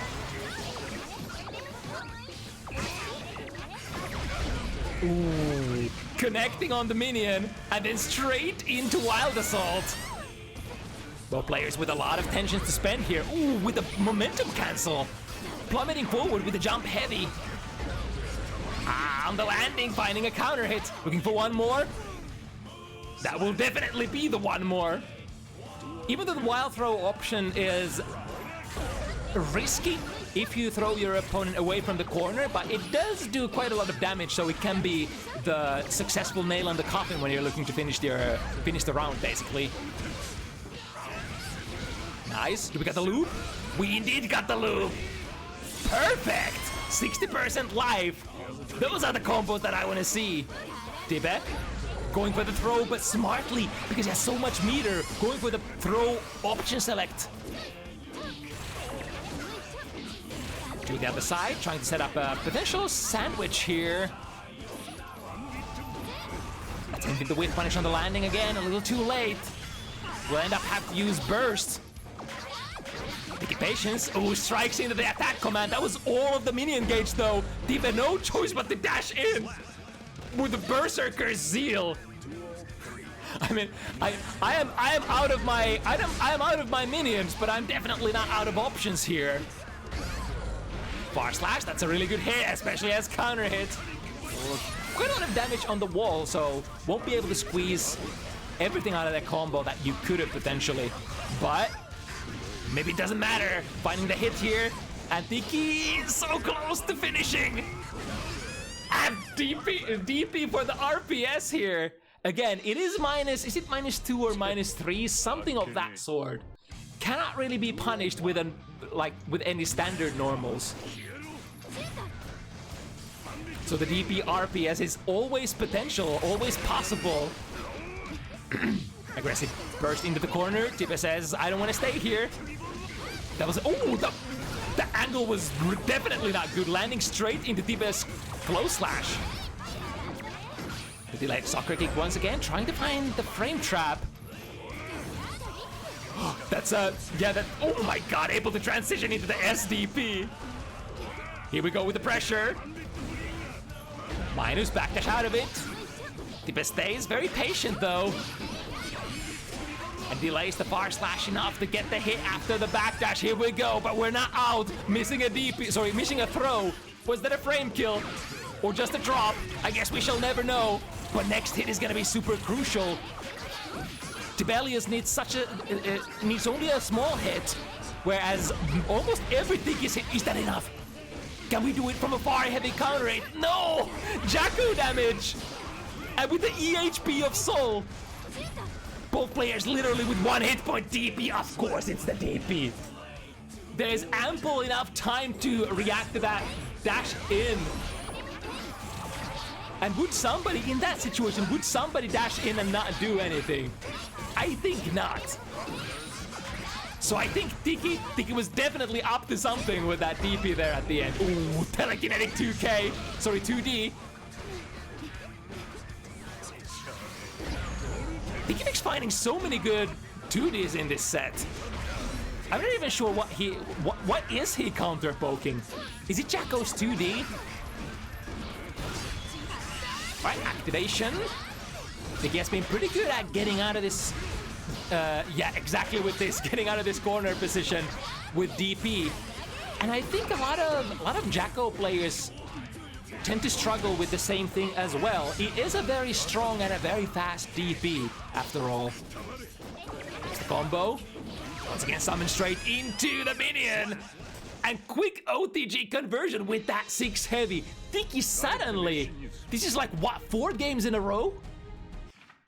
Tiki was basically in a losing position here. Was down 2 rounds, now suddenly up 2 rounds. Right, great footsies, drops the combo, close slash goes into the wrong direction. We got the throw. We got a little bit of minion gauge. Oh, uh-oh, this is dangerous. Okay. Tiba manages to defuse the situation. And break out of the corner. Nice 2K against the 6S once again. Ooh, but this will definitely counter poke. Bam! 1/5 of your life gone. And Tiki has more where that came from. Ooh, that minion is definitely dead. Vortex! Ooh, tried to backdash out of there, getting caught by the forward moving special moves or the normal moves of Jakko. Perfect spacing there. If Sol is gonna go for the DP, yeah, that's gonna be outside of your reach. Especially since the ancient change where they made sure that only the S versions of the DPs are reversals now. So like if you might want to reach further with like a heavy DP, but that's really not a true DP anymore, is it?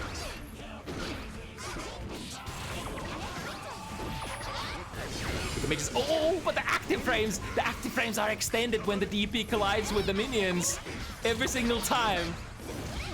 And it can be really hard to confirm that that is in fact what happened. Ooh, frame trap with the wild assault. That goes into a lot of damage, and there must have been so much risk there. Very respectable combo. 6S counter hit though. Yo, the anime dash! Oh my god. This time there was no reaction from Tiki. Previously, it was the DP, but now caught pretty much everybody off guard with that one. Once again, starting with a 2D counter hit. Ooh, what was a punish opportunity for Tiki. 5 heavy, really good normal for Jacko, but gotta be really careful if you whiff with it. There we go again. Here we go, back and forward. The forward moving momentum especially is really hard to miss with that. Oh, the frame trap into 6S. Decent corner cut, and again! Getting caught by that. That is definitely a tool that can catch backdashes. Ooh, misconfirmed there into the 5K. It's another button that is really slow on recovery. Tried to mash with a 2P, no hit confirm. Tib has potentially a chance to end it here. Air dash, the escape Tatsu out of the corner. Does work out, and then the 2S, looking for one more. Anything on block is probably okay as well, because that would allow Tiki to go for the Bandit Revolver FRC mix-up.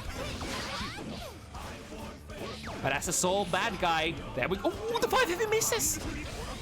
There we go, micro dash into the aforementioned FRC.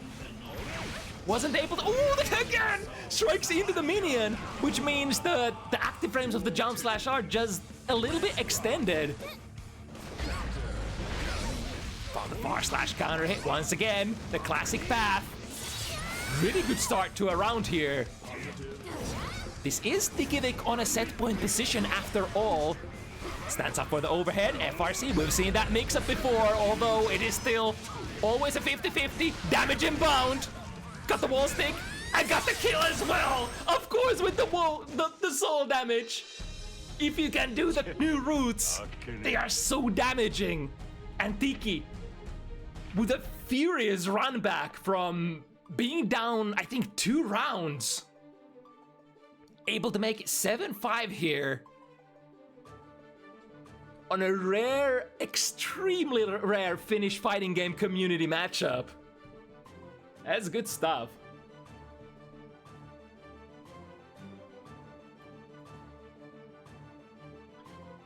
Moving on.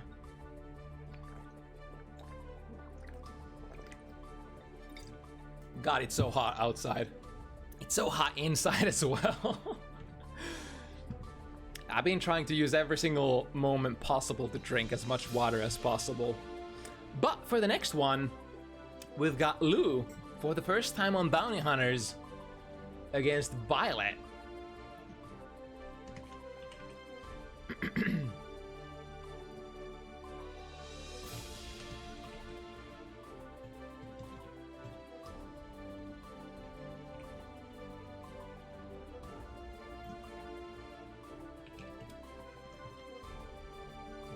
Okay, we got both players in the lobby. This will kind of start our three matchup mini sequence for the intermediate bouts of the evening, if you will. All right, Lou with that man Potemkin. I knew that they cannot change society. So instead Many think that this character is the public enemy #1. But in the right corner, we also have Happy Chaos, one of the most infamous DLC characters ever added to this game. Still holding up. And sort of not disappointing the sort of old expectations.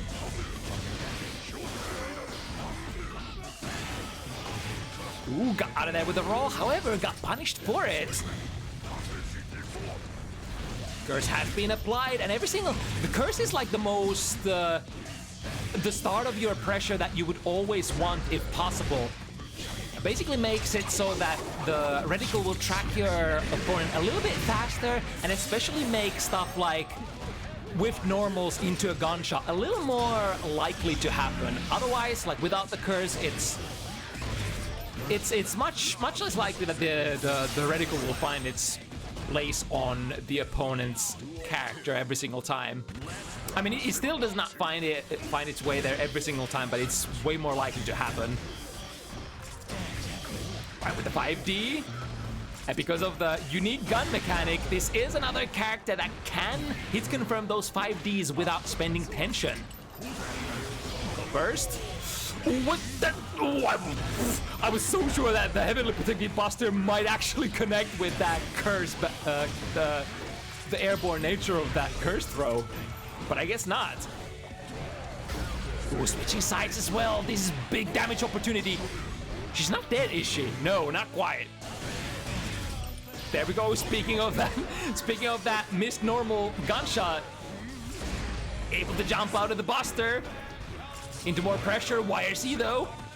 Yeah, every single YRC is so dangerous against Potemkin, but when you are doing that as Potemkin, because it is guard crush.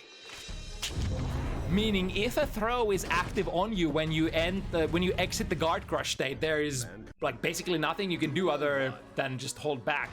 Sorry, hold up. That was Violet who got the round, wasn't it?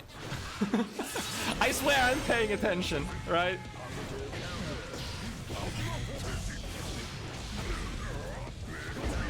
With the Mega Fist, counter hit as well. So Violet chooses to try to burst out of the corner just a little bit too far. Or maybe the timing was the issue there. Maybe went for the Buster a little bit too early. Looked like it was almost on the spot. All right, fixing all of the concentration issues here. Right, that will definitely not hit this time around. Although the curse ball will connect on ascending Potemkin. Wow. Took advantage of the fact that you cannot block while your gun is out. So went for a really brave hammer fall there.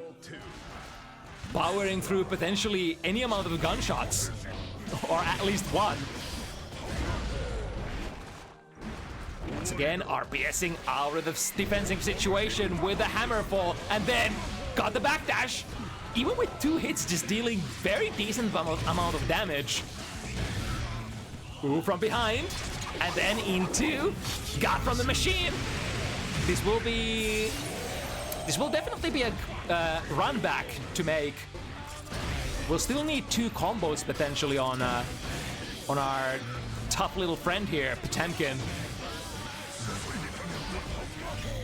Ooh, it's funny how the hammerfall, like, the longer it travels, the slower it becomes.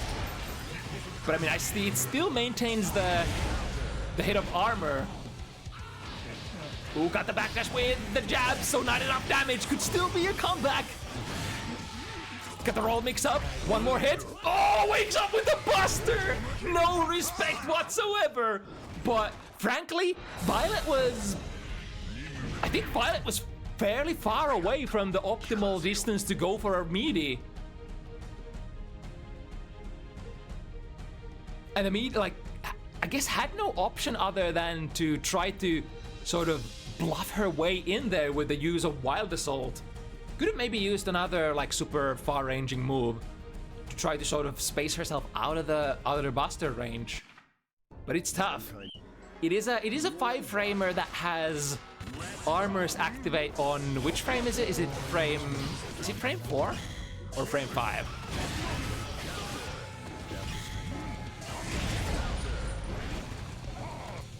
Alright, successful backdash out of the close slash. Very important moves here. But the hammerfall has been, like, even a raw hammerfall without any RC behind it has been a really strong tool for Lu so far. And now, it is actually gonna be enough. So I think the Heavenly Potemkin Buster is the more damaging option for trying to sort of end your combo on the wall. The downside is it will not actually take the wall, so you will not go into a positive bonus. So whenever you can't kill the opponent with it, you would much rather do the Gigantor finish instead, right?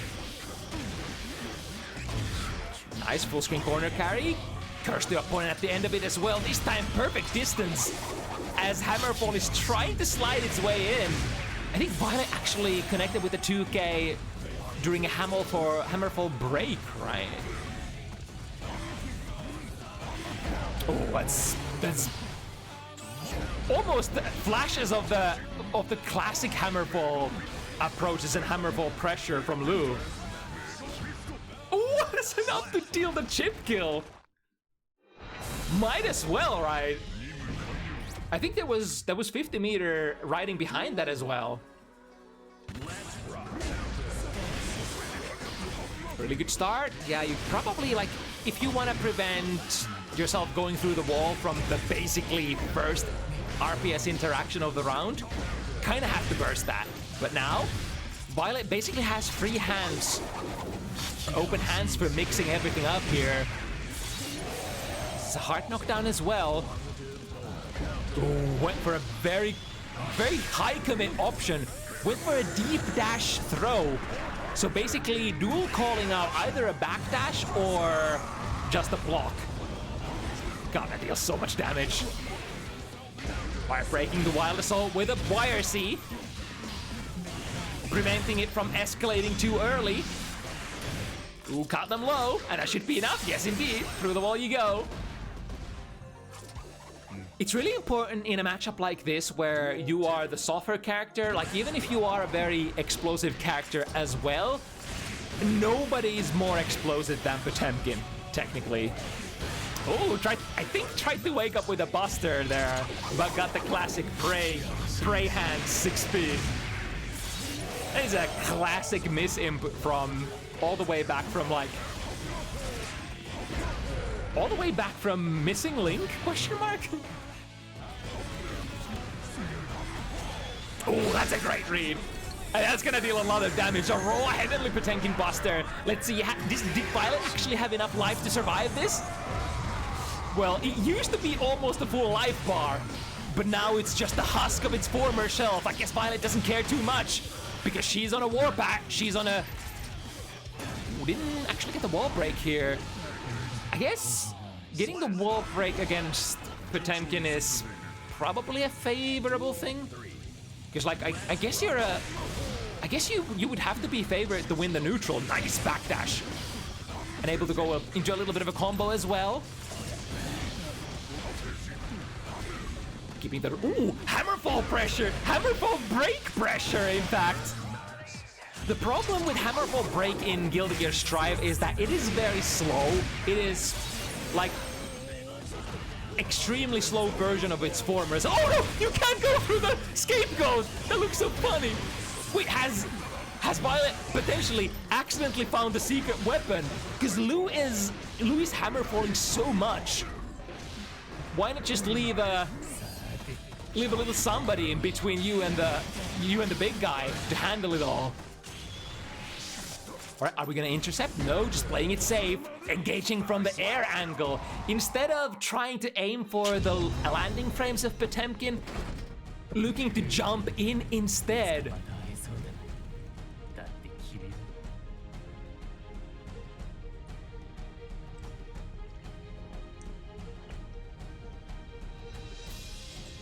God, I'm out of water already. This is gonna be quite the evening. Alright, from 2-2. The initial cards have been shown. No way!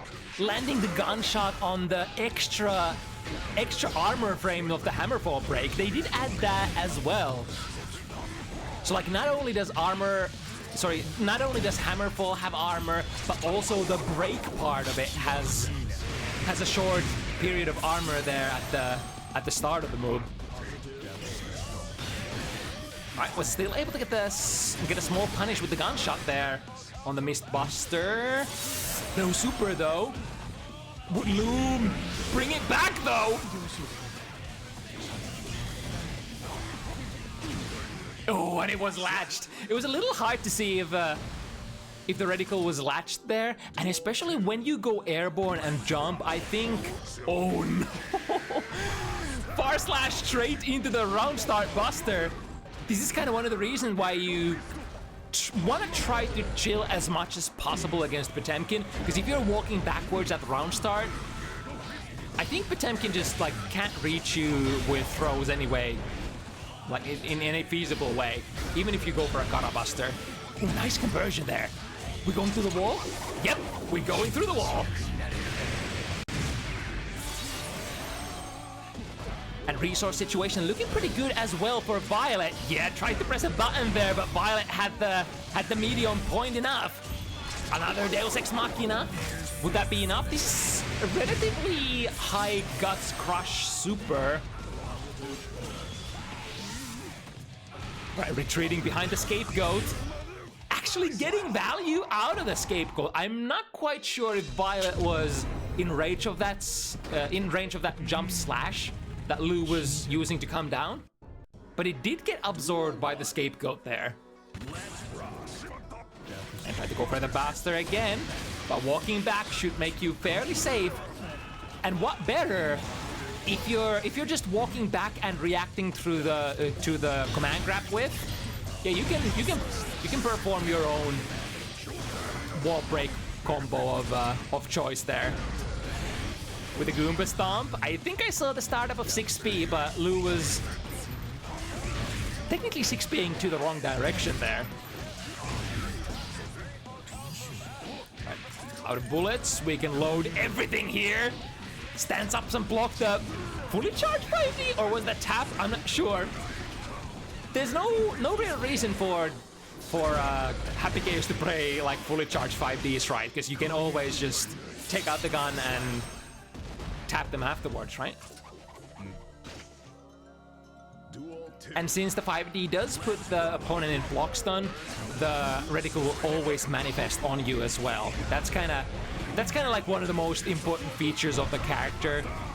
As long as you like output, or like as long as you connect something, even on block on footsie situation, you can just take out the gun and mix them up afterwards, and it'll always land on the opponent. Hip shots are 1 out of 3. Alright, we got the full sequence again. Can we cancel? Not in time. Ooh, using the RRC explosion to break through Lou's armor. This is so great. Wakes up with a 2 heavy. Brave. But I see the vision. And I think Violet was looking for the full burst here, the blue burst, which... I mean, I think Lou was reading the situation right as well, that there was going to be a hard bait, and if you burst into that, because Violet put out the gun as well, right? So it was just a straight up block the burst kind of situation. Ooh, ran out of concentration. Luckily, there is a fun little health mechanic that if you run out of concentration, it comes back even faster than standard concentration recovery. So you spend time in a bust state, much like way shorter time that you might think initially. Oh, that was a cool drive-by. Although Lou was at the moment in a state of armoring stuff. Here comes the hammerfall as well. Got them with the 6 heavy. Drop the combo. Still a chance to bring it back. YRC, even though we are outside of the corner. We are not outside of the buster range. And once again, the +10 guard crush from the YRC. What a mix-up opportunity for Potemkin. 5 PP, do we get the punish? Yeah, we got 2P, but I mean, I guess the 2K2D is another great standard response that people often go for. Doesn't matter. Violet finds a successful conversion, not through the wall though. I think the screen hadn't scrolled fast enough, or like far enough for Deus Ex Machina to actually land there, or rather to break the wall.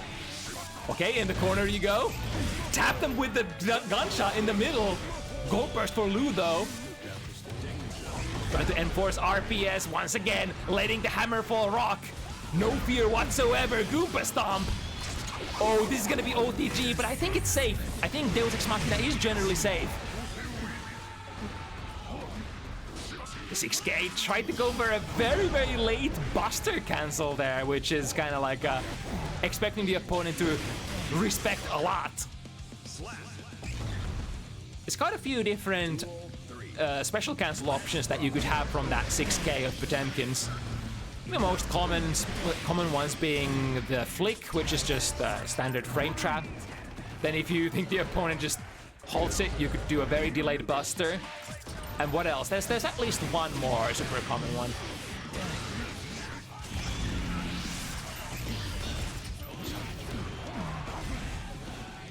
Far Slash ends up whiffing as an anti-air. However, Gut Crush! There's the aforementioned flick there. Frame trapping. Not the biggest hit confirm if the opponent is backdashing. Usually expects like hope, like tries to invite the opponent into pressing a button so you could get a big flick counter hit. But once again, Violet. Lots of momentum riding on the back of her car at the moment. 5-2. Duel 1. Let's rock. All right, finally getting the curse to get started. Switch sides. Lots of value here. 2 bullets in the chamber. We do have full concentration though.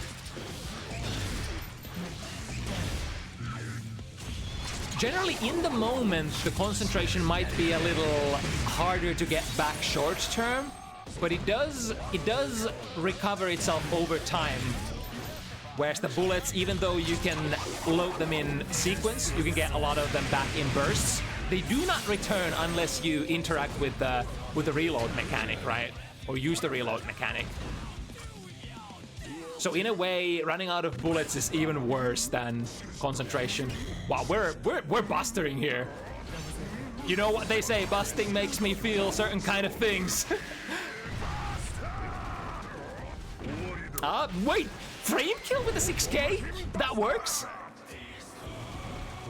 Certainly works.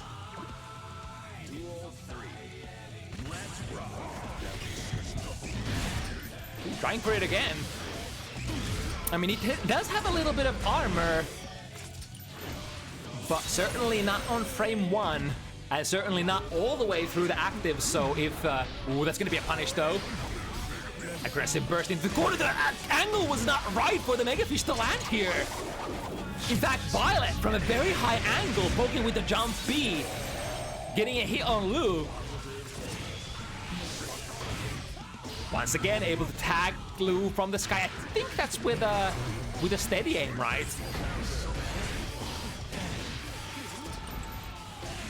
It's a couple and gets a cross up with the roll mix-up. All right, we're drawing really close to the critical threshold, or in other words, we are at the critical threshold at the moment. Violet only needs one more. With the taco kick, switch sides, and get the hit. Do it again. Oh my god, there are so many cross-ups.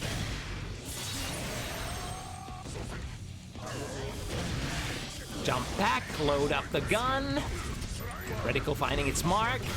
Fixing off the bullet situation as well. Ooh, okay. There was a gap to get a 5B in there. Once again, powering through with the power of armor. Oh, I can do this +10 thing too. Instant air dash into a big close slash, even without the super. Getting the steady aim shot would have been okay, but now, okay. Perfectly timed jump here. Able to dodge the Mega Fist forward and come down with a counter hit punish. Starting with a far slash again. This time does not meet the. Oh my god, these cross-ups. Running out of bullets. Oh, that's the wrong thing. I mean, I guess it does make sense to, like, while you're running out of one of your resources, make sure that you don't run out of the second one as well. Or maybe that was just just to cancel out of your normal. Oh, but that sequence completely whiffing, putting Lou in the corner. Violet, perfectly timed there. Aims to strike at the Hammerfall break recovery period. And with that precision strike there, takes the set 7-2. Yeah, Lou was getting away with the Hammerfall breaks quite a bit during this set.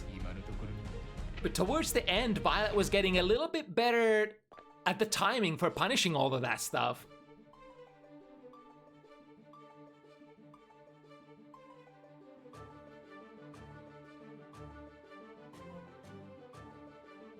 Alright, another Sin matchup coming here. We got Jay and Leon. Leon here for the first time. And we got cool art as well. I think, who was this drawn by? Was this, it was Jay's friend. Which friend? Was it Raph? Was this drawn by Raph? If I recall correctly. This is pretty cool.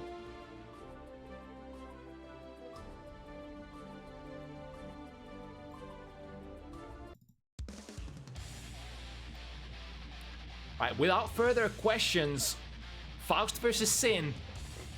Two far-range characters, but definitely characters that do it completely different. Sin is all about just finding hits. It doesn't matter what hit we do, it's gonna be a good one. Faust just have to set it up a little bit more. Some of his hits are conditional, but also you get a lot of help from the items that you throw. Speaking of, the little guy holding Sin in place here.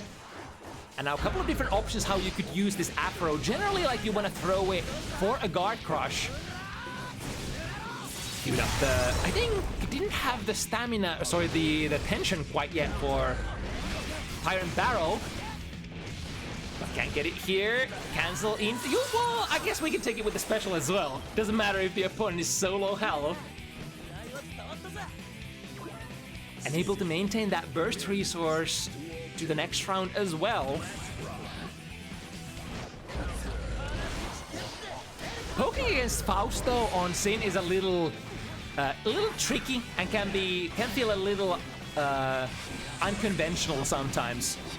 Because of course Faust can low profile under a lot of stuff with that crawl, and a lot of Faust folks are just pretty good at contending with yours. Of course, Faust folks don't really have the same oomph, same rewards that yours do. But hey, that's the balancing factor. Ooh, careful with the bomb. Both players respecting as it goes off. Here comes the mix, YOLO.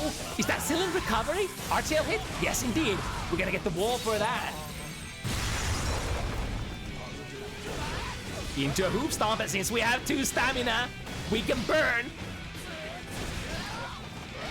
Now with 100, there is so many. Oh, speaking of the low-profile nature of Faust, was able to crawl, or rather crouch. I'm not sure if that was a crawl or a crouch, because like crouching Faust is also very low profile. But yeah, Jayce grabbing the first one here. That's a little guy, so we'll have to respect a little bit here. Ooh, that's a good angle here. Beating a jump 2K on its startup. Kind of rare stuff. Trumpet. Leon dashing forward in order to pick it up. It's a huge advantage if you can make the opponent block all of those little guys. It's basically a guaranteed mix-up kind of a situation. Afro has been installed, so now Jump Deep becomes extremely powerful. Jump Heavy as well. And it's like just honestly everything that is like, and everything that connects in the air. The critical distance here. If you are right in front of Sin when the RTL begins, you don't have time to RC anymore. But if there's like around 3-4 character lengths between you and Sin when the RTL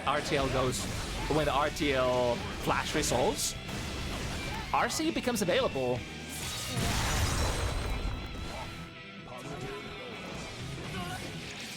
Nice, finds the fishing pole. Successful hit as well. That bomb is potentially a problem. The little guy is actually knocking it in the air completely off screen. Here comes RTL again. This might be the momentum breaker or the momentum switcher. The Crow once again completely makes all of the high-profile pokes of Sin just whiff. Was able to pick up the trumpet somewhere in there. Yo, the 2K anti-air. Do we have punish here? No, because Jay actually has 100 meter. Oh, happy little accidents. Missed the successful wall break combo there, but allowing you to reset into a big 2-heavy counter hit instead. The hammer is actually gonna be missed. The forward moving potential of Sin during those special moves, making it completely evade the hammer. That's great stuff. With a safe jump, finding a low with the 2-heavy. Trying to skip past the Afro.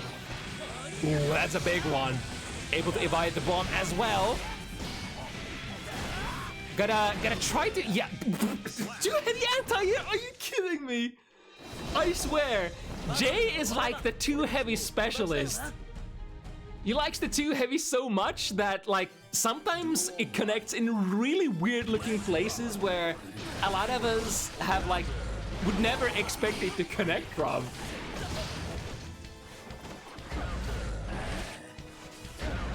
Ooh, with a counter hit. Ooh, to the other side. Wait. That's something, all right. Going for the wall break here. Is it enough? Just a little short. And that's a punish as well. 0 stamina, 0 tension. Special moves usually punishable.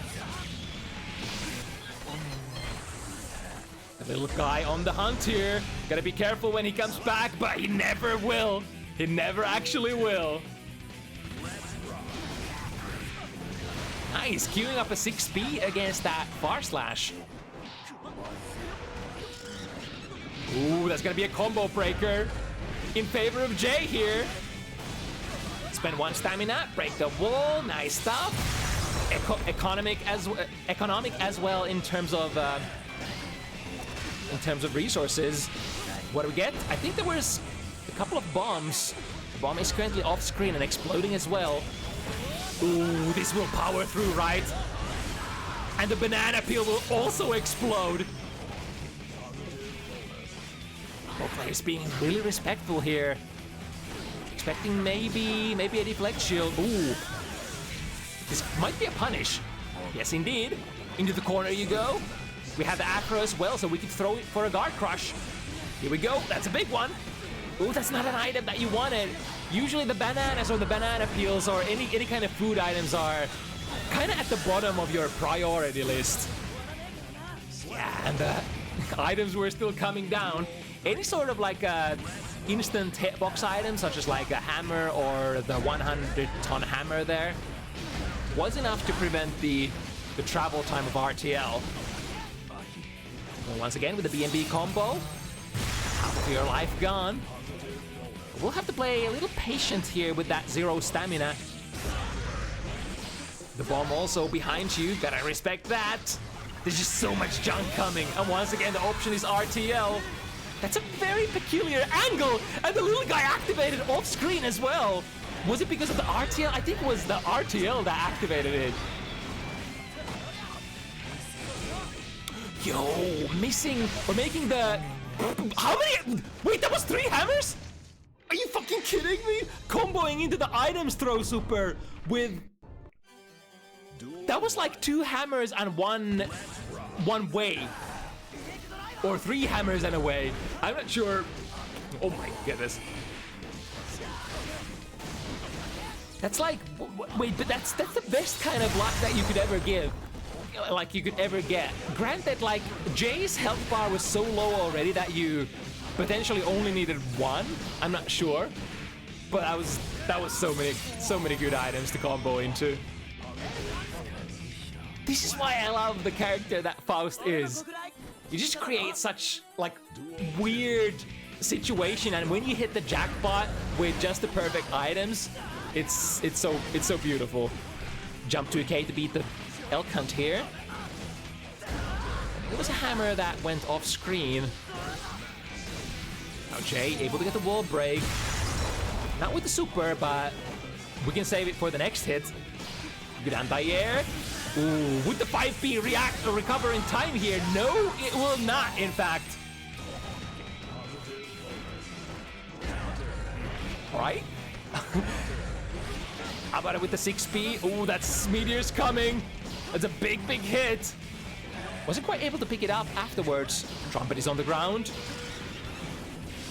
Yeah, good presence of mind, realizing that the opponent pick it up, which is usually your cue to jump up into the air and start air stalling until the horde is gone. Alright, 3-1.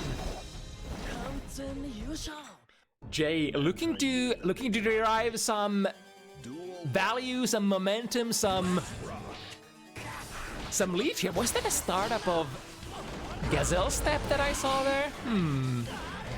Or maybe I blinked and I missed it. Tough situation, the little guy is on the ground while the Faust is holding up the air defense.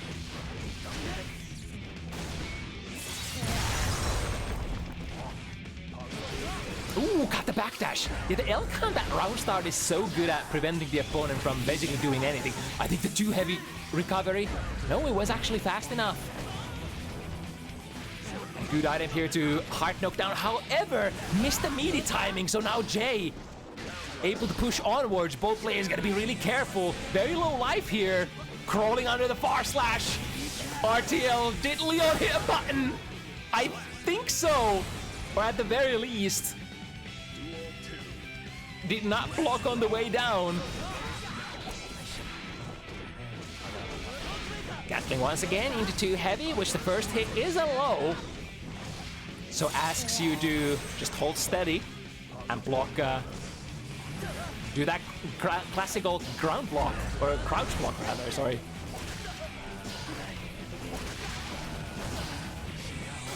Some pretty decent items. Had RC here that would have been punishable otherwise. Ooh, that was a great 6P in the right direction as well. Here comes RTL. It's taking the bomb with it! Help!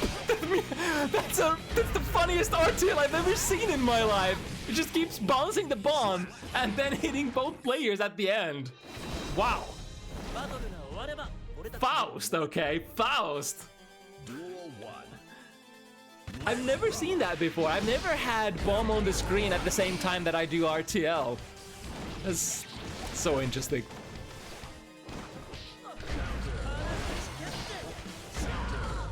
Right, nice timing with the jump heavy. Basically leads into a full combo. Try to hit confirm the overhead, find a throw. Nice. Another case of the hoof too, sticking the opponent to the wall. It's now two players, both the Sin players, who have done it today. Yet I've never been able to do that myself. What gives?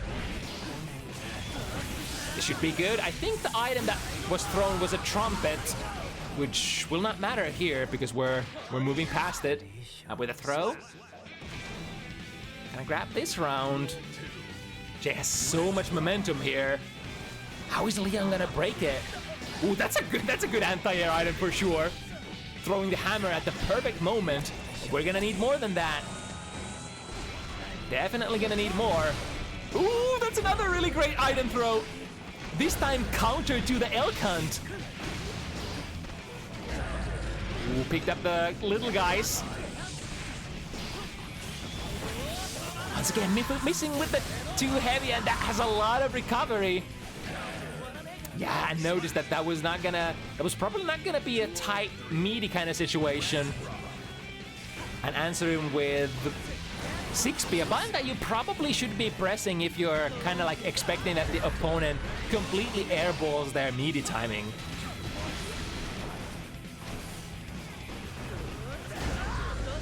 On the hit with the overhead. Try to reset it. Oh. Might be able to block here. No, queued up the too heavy again.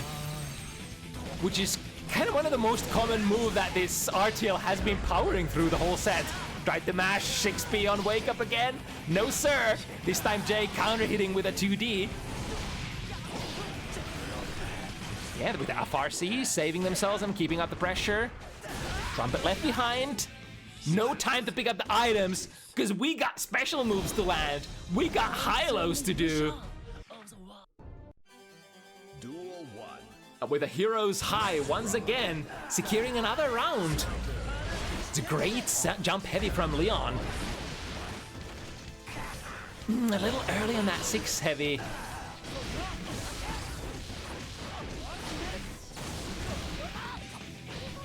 Through the wall once again.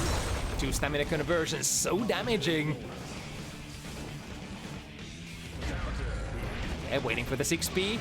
Oh, that was almost a... Was that an unblockable setup? When you set up the opponent with the banana peel. Ooh, that was a great mash. However, unless you have some sort of really good item coming down here. Meteors!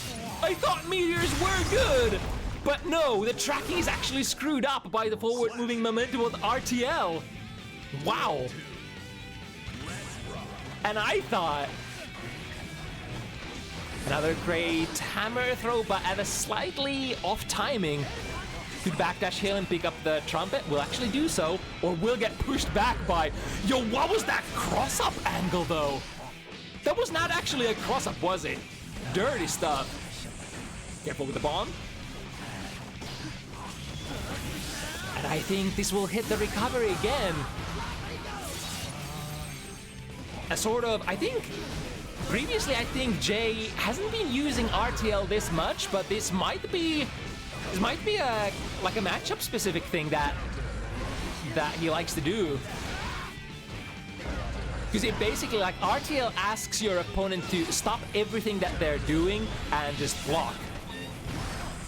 Which is often something that you don't want to do in Guilty Gear games. Ooh, caught by the 6 heavy there. The 5 heavy actually moving Sin out of the explosion range that happened off screen. Little guy activated, but not fast enough. Once again, Leon tried to poke into it. But the strong hitbox of RTL, even though after its initial startup frames it does not have invus of any kind, it is still a really fast advancing, like, massive hitbox of red. So sort of hard to contend with. Which is often why you should not. Ooh, the 2 heavy once again. Can we get the wall break? Yes, indeed. Queued up the follow-up, so no option to super here. We're gonna go into the RTL instead. That timing, the spacing. If you are at a spacing where close slash does not activate, then the RTL is actually sort of an RPS kind of a situation. Tried to throw, so the RTL is gonna work out once again. Needed to delay there because that was a counter hit. Speaking of counter hits, yo, what is happening here? DP whiffing on the up teleport.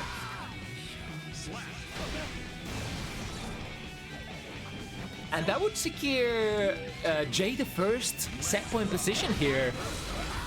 Go under that far slash once again with the Elk Hunt. Meteors coming, smart stuff from Jay. Aborting the sequence, just waiting for the meteors. Now with the little guys as well, that's a lot of good items thrown by Leon. But good items will not make a round alone. You do have to follow those up. Once again, the low feature of the first hit of the 2 heavy. Catches Leon, trying to stand up. What now? Is it the end? It is the end. Instant air dash, empty throw is what ends it in favor of Jay here. 7-1.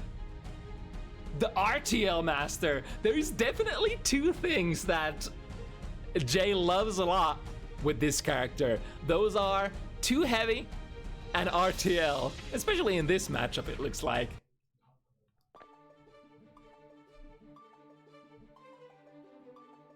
And yeah, they're like, especially from the spacings that Jay was using RTL, there is a little bit of a knowledge check. Like, if you if the RTL connects from very far away and you can't go for a close slash, then you get a punish with a K button instead, probably. Like if both close slash and throw are out of range, you can't go with a far slash. That's too slow. A 9-framer will not do in that situation. Like even if let's assume that your far slash was the fastest type of the 9-framer. That's no good. That is no good. Okay, the 6th matchup slot today. The strange character matchup. Dizzy and Milia. Piloted by Metadona and Horizon.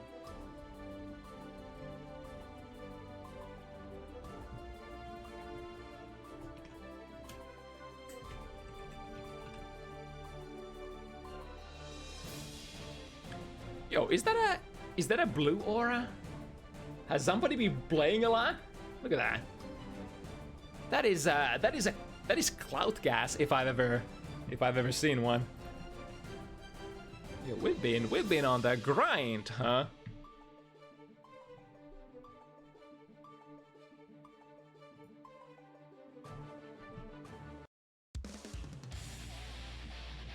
Oh, I just realized I have an extra bottle of water. Although this is basically hot at this point. Mankind knew that they cannot. Duel 1. Let's rock. Okay. So Dizzy is a character that definitely deals a lot of damage, but she's often like, it's most of her like strange tools are the ones that do deal that damage. Oh, that's gonna be a punish though. Point blank hair car. Because I hear a lot of people like listing or like often enough Dizzy is listed as like one of the weaker characters at the moment. And when players are asked like, all right, what are the weaknesses of Dizzy? I hear people saying that it's stuff like the damage is low or stuff like that, but it's often I think her biggest problems are that her like the most standard tools are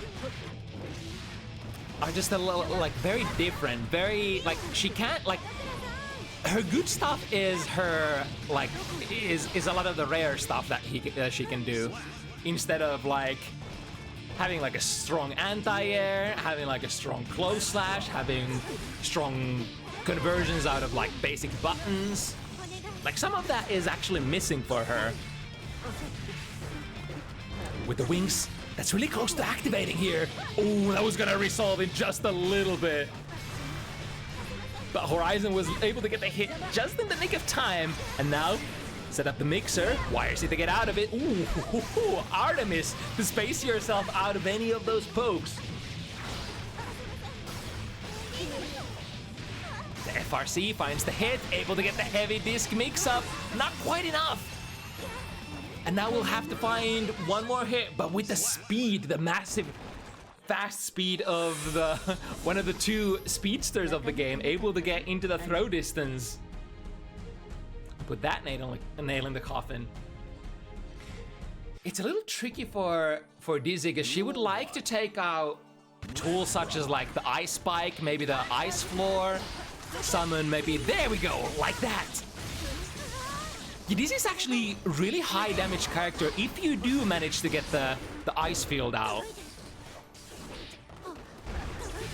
And on a character such as like Milia, it really does show. She takes a lot of damage. Ooh, and again, ice whirl into OTG, Michael Sword. No follow-up. Can you actually even break there? Basically full screen. S Michael Sword, would it be fast enough?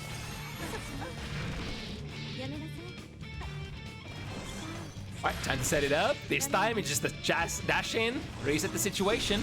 Try it again, this time with a close slash. Check if the opponent wants to break the throw. That was a close slash, complete miss there. But a good position to use your blue burst with the opponent in the corner.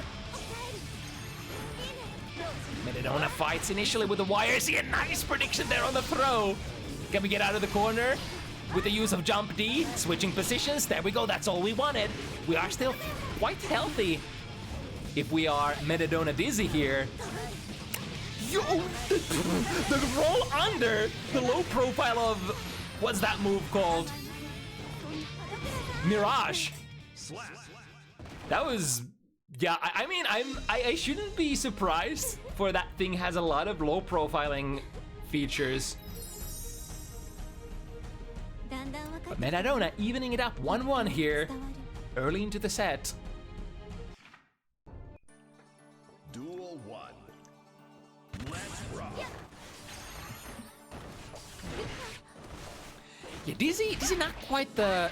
Dizzy used to be a little bit of a speedster herself in the way that she did have multiple air dashes, so her air mobility used to be basically S+ grade.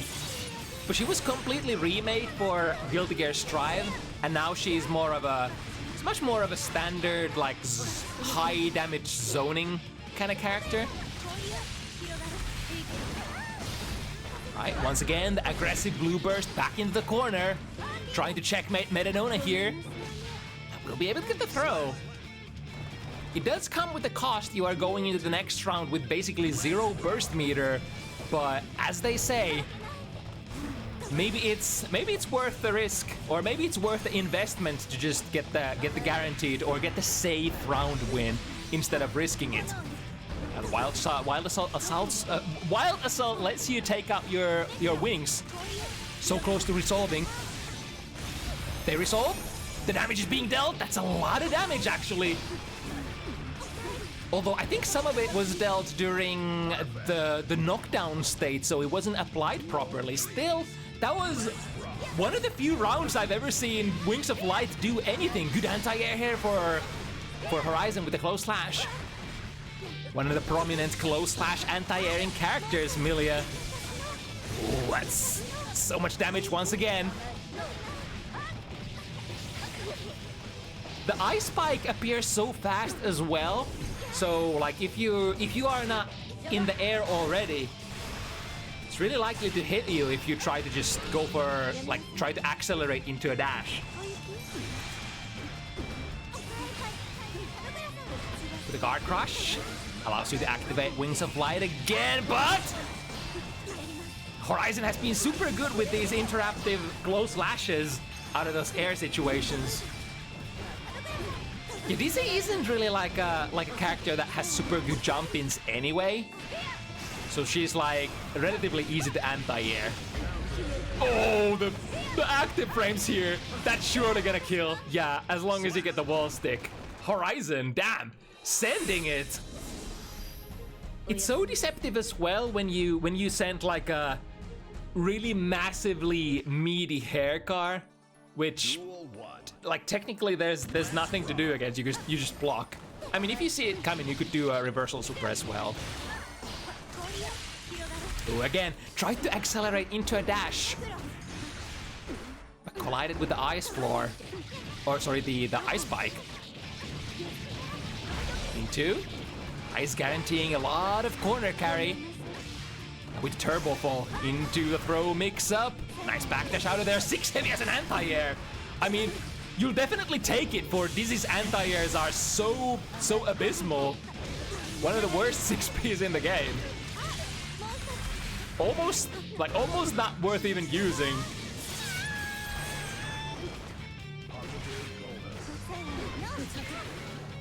From YRC, what are we gonna do? Backdash works, gets metadona through that 2P, I think, that Horizon was trying to do there. Finding the close last, this is a pretty good starter. Nice, that's a lot of damage as well. I mean, we were talking about how much damage Dizzy can do, but like from a clean close slash starter, Dizzy is a very soft character as well in terms of defensive modifier. Would this actually hit? No, the jump D is a little too strong. Yeah, Dizzy's jump D keeps your hurt box like relatively protected, sort of pushing you backwards. So it does not collide with stuff very easily. With the multiple air dashes, able to shimmy that throw, and then some.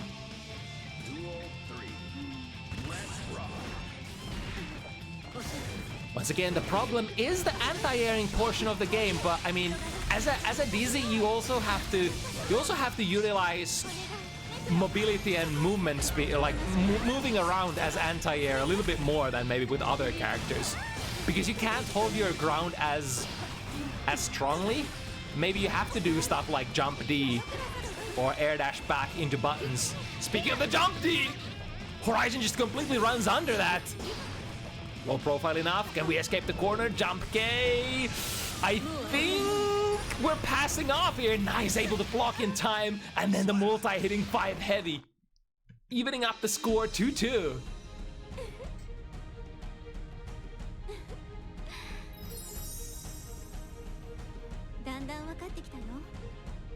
Yeah, it was actually required for Metadona to be holding FD in that situation. I thought maybe Dizzy was already passing past Milia so that the winger would actually completely whiff, but that was not the case. You actually needed to hold the FD and hold it into the right direction as well, which I reckon was you were supposed to block holding the directional 6 there, I think.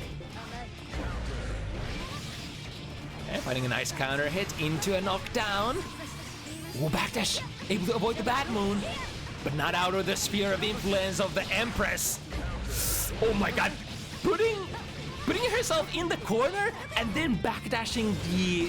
Was that the close slash? Crazy stuff from Horizon. I mean, I guess the primary idea was that you dodge the throw, but I mean, if the opponent presses a button, that works as well. Swing, oh my god, swinging a 6 heavy as a neutral poke? That is definitely brave. Oh, runs straight into the 2D.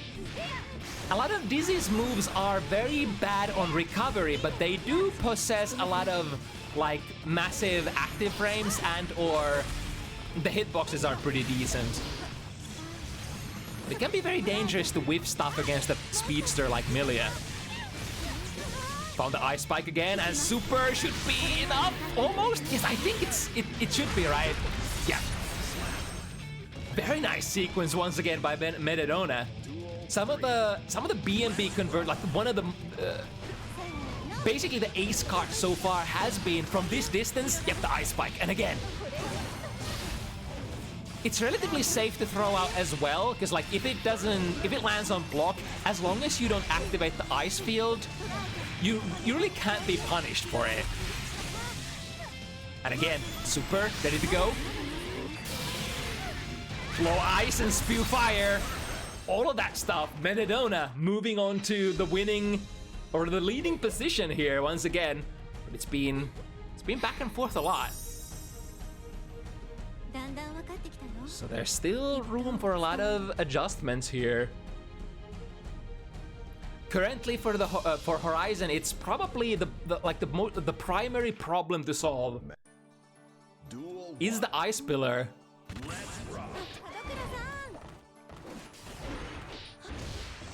But one way that you could approach it is if you're never in that full screen position where ice pillar becomes like a relevant tool. If you're always pressuring your opponent, or if you're just, I mean, you could always just block it as well, and then it's done with. Able to utilize the ice field explosion as well as a non-DC player. It's kind of cool feature. Oh, I like that. The very high position there, making both the jump D and the fish whiff. Still caught by the little Mike there on the follow-up situation. Now it's time. Ooh, okay. It still gets the mix. I was like, is the heavy disc gonna just kind of completely airball on Dizzy? Nice, setting up the left, right, finding the hit, forcing the wall break as well. Positive bonus, but look at this. Horizon has a lot of meter here. Tries to whiff punish with Septum Voices, and then with an S disc. to poke from very far away. Uses the corner still once again with the turbo fall. What next? Why is he don't want to take these mix-ups? Ice Spike? Yep. But again, we were talking about how like Horizon needs to adjust to that Ice Spike that has been coming out all the time. She kind of has. But now more problems are certainly surfacing after that. One other problem is that if you block the Ice Spike and then Dizzy gets to put on the ice field, that's one of the best things that she can do. Look at that, the ice field physics making you slide forward straight into Dizzy's throw distance. Stealing the corner again. That has been one of the signature moves of Horizon in this set. Got the backdash with... Yo, that's a very far-range wall break.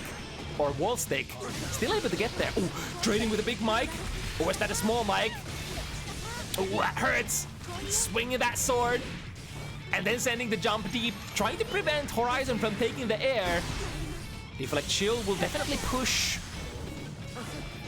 Metadona away from the active distance. Ooh, that was a great 2D. Horizon was about to queue up that... what's the command dash called again? I just said it a second ago. Mirage. It's gonna queue up the Mirage, so chose to poke with a low-profile poke instead. Great choice. Choosing to not break the wall here. Oh, landed in front of Metadona. And now, getting punished. Tried to press something there, but that was not plus enough that time. Again. Metadona just not believing in these plus frames and then going for a throw of his own. Mix it up still. YRC will negate the mix-up. The jump heavy shenanigans are tricky to deal with. Jump heavy from the front. Air dash, jump heavy from the back.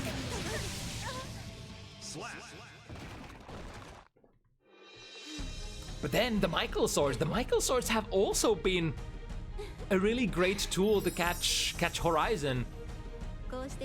They do only cleave the ground though, so if you're airborne enough, the hitbox is kind of nullified. Nice whiff punish there, catching. I think Metadona was trying to backdash after whiffing the normal. So as far as the ice field is concerned, both players are affected by the sort of the extra sliding momentum. But then the opponent, and only the opponent, gets the sort of the negative effects of the Looney Tunes slide, the lack of friction at the round at the start of your movement phase. So it actually takes a lot of time for you to accelerate, where Dizzy is completely unaffected by that feature, and she can just start her dash immediately and start sliding forward. Ooh, caught I think that was a backdash by the wireless. So nice hit confirmed from a jump B. And then the heavy disc. Couldn't quite get the winger in there. Ooh, and running straight into that 2 heavy. That's gonna be a lot of damage. In fact, over half of your hit points. The only downside for... Oh no! The YRC from too far away! But I guess not getting punished too bad, because Metadona was already queuing up the little mic there. Set up the fish. Good blocks. We've seen mix-ups before. I can do even better mix-ups. So why would I not be able to block these mix-ups too? Oh. Sent the hair car. And it indeed caught Metadona trying to backdash out of the situation. And again, it is surprisingly effective. A lot of, here it is again. Yeah, it stays active like pretty much infinitely until you sort of meet the corner or meet the opponent. And because Metadona was blocking Horizon from reaching the corner, was basically in between, then that means the hair card would just go on forever, right? Ooh, the chestnut catching Milia from the air dash shenanigans. Septum Voices, gonna be plus. Ooh, the reversal super for the first time as well in this set. So Horizon was likely not even thinking about it that time. One more hit point. It's keeping past with. Oh, this time the jump K. The only relevant jumping button. I was worried for Metadona there for a moment, because Dizzy's jumping buttons are actually absolutely abysmal. It is the Kisk family curse. The buttons just don't reach very deep. So I was like, no way. Is that just gonna lose to a hair car? But thank God that's not the case. I would have been very sad if that interaction was true.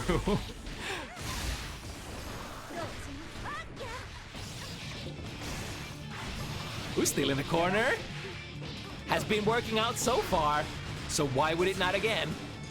Comes with a little bit of inherent risk, of course, like your opponent might just burst you in there after you use the turbo fall.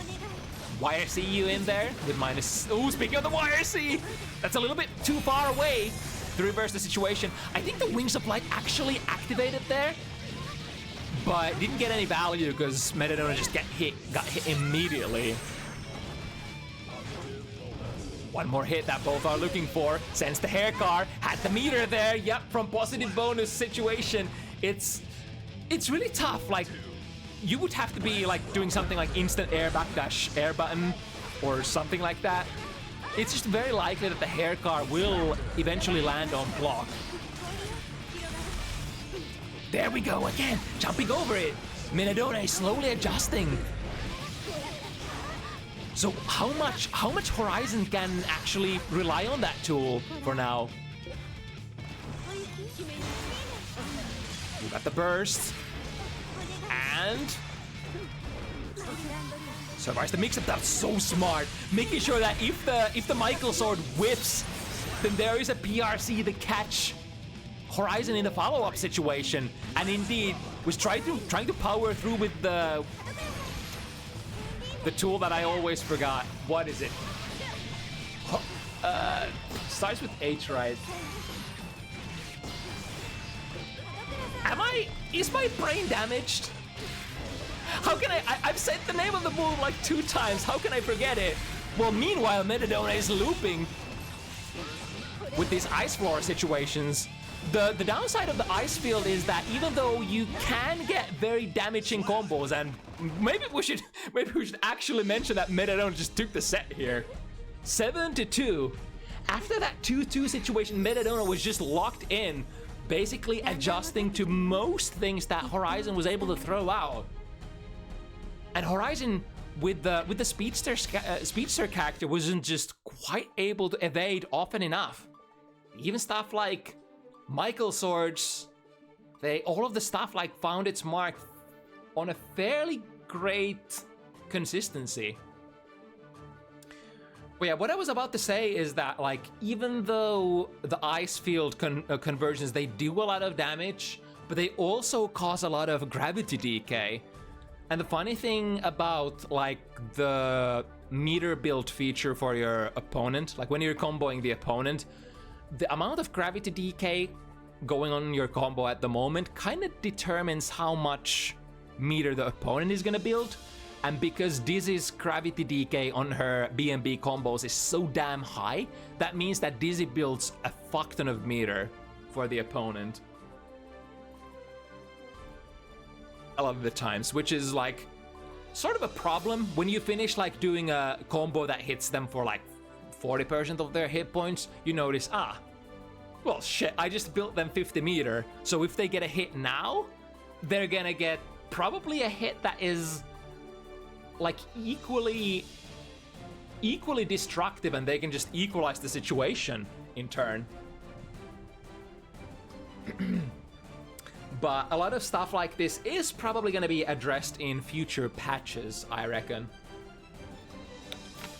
There are 3 characters still in the DLC vortex, namely Dizzy, Venom, and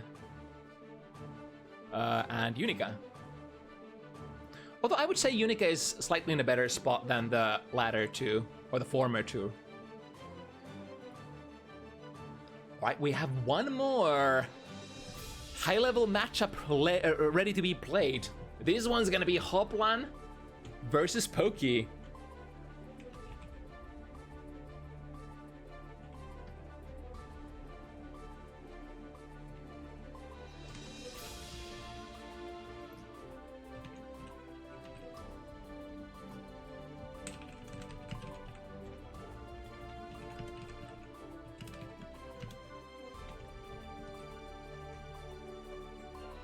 think we already have Hoplan raring to go.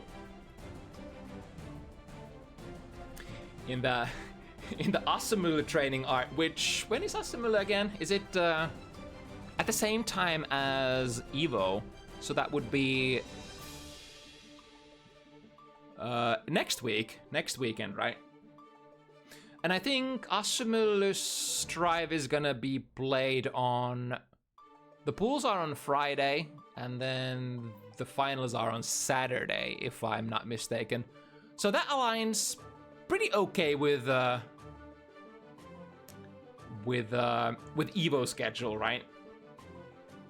Like I'm not being stupid here. Evo is next week as well, right? Tell me if I'm wrong. I'm pretty sure I saw a schedule. Yeah. Starts Friday, August 1st. Yeah, so it's next week as well. Oh, Friday is Hall of Strive. Okay, that's even more convenient. So technically, if you're just there to play Strive for us, you can just buy a ticket for one day. Of course, you know, casuals are probably gonna be available on other days as well. Unsure. But yeah, I think we got Poke booting up as well, so almost ready to go. Maybe, yeah, we can talk about the matchup as well. So I reckon this is one of those matchups that both characters are kinda weirded to play. Of course, everybody has their sort of difficulties with Nago Ryuki, because Nago is really good at starting faster, starting harder than you. But at the same time, Anji is a character that cannot... Like, you can't really force stuff on Anji very easily, because you have the spin mechanic, which can be basically activated full screen if you want. Like, throwing something like just a Beyblade out from sort of mid-screen spacing. Not something that a lot of characters can often challenge, but because spin is kind of like a parry mechanic or armor mechanic, if you collide with the armor, you're in deep shit. Especially using like special moves that make you move forward, you're gonna move into Anji's close slash distance, and that's gonna basically be like almost like a DP punish starter for Anji.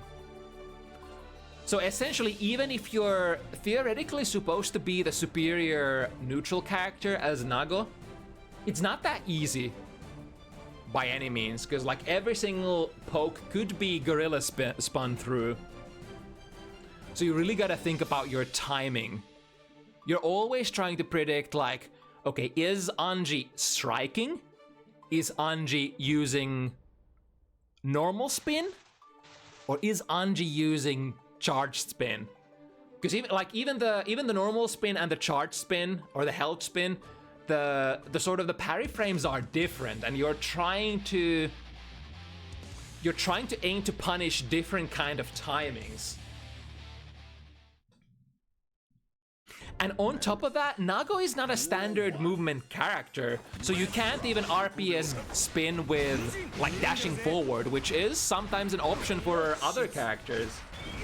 Not maybe the best option, because you could argue that if a character weak at neutral like Anji can make you dash at him, that's great. That's absolutely great for Anji, right?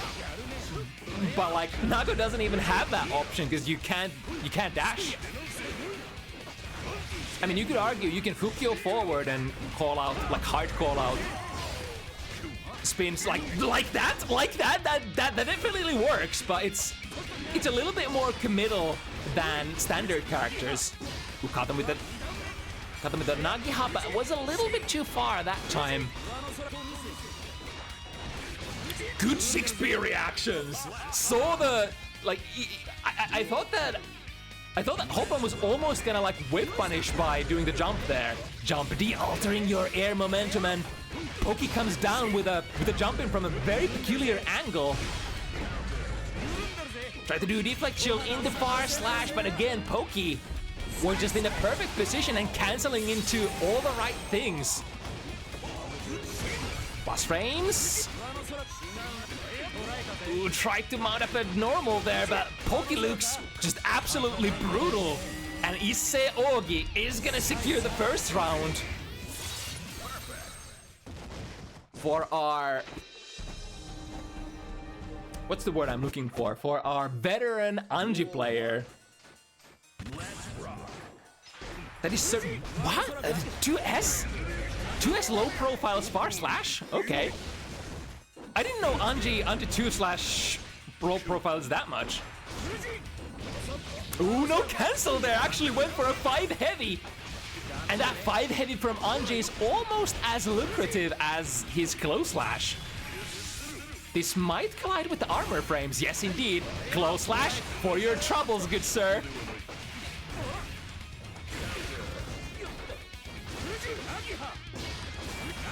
And then when you're hesitating, Anji might just, you know, abuse you and do something like Kara, I don't know, Kara into Karanagi Hakarari, Kara, what's it called?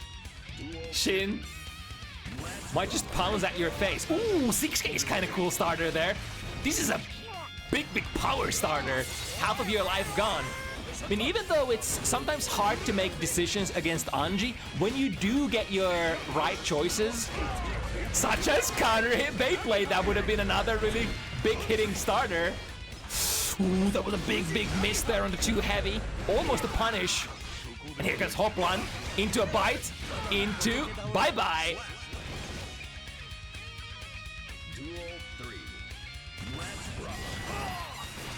God, even the most common trusted round start of Nago players, the backwash Fukio into Beyblade, just gets caught by the charged spin. Reset into Shin, lots of plus frames. Ooh, jump in, air dash, calls out the throw. And with the Kara Isse Ogi, this shouldn't be enough damage. Or is it? Or is it? No, not quite. Because Hoplan was basically on blood level 0 here. Bets the farm. I think Anji is blocking. Yeah.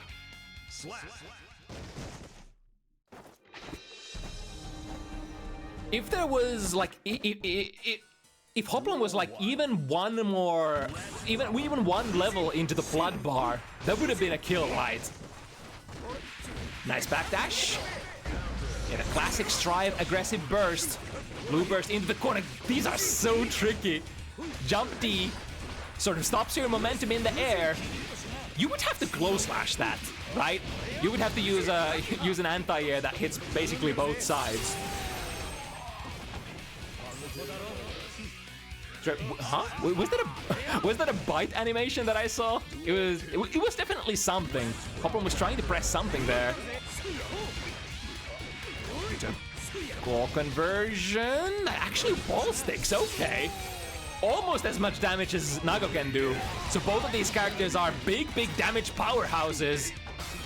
Good backdash. Backdashing out of that close slash successfully is quite the feat. Got them with a Nagiha. Which of course goes... Oh, again! It's so hard. The timing is so hard on that anti-air. This time it was a Pokey who tried to press a button there against the time slowdown Beyblade. No, sir. And a super? Is it gonna be enough?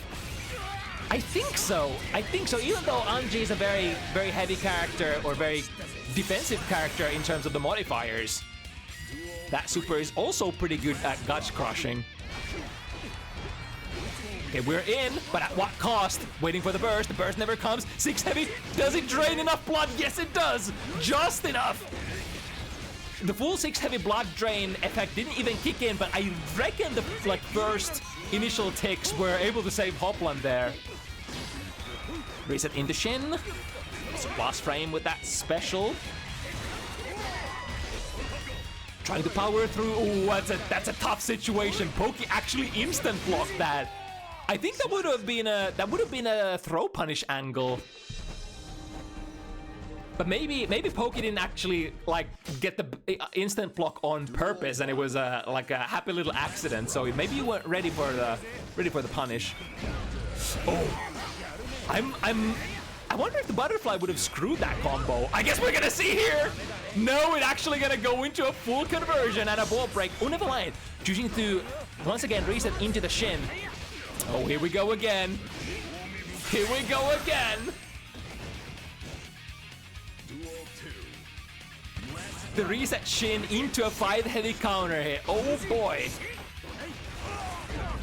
There we go. This time we get the counter, sorry, the anti-air. Forced to take the mirror here, the fish.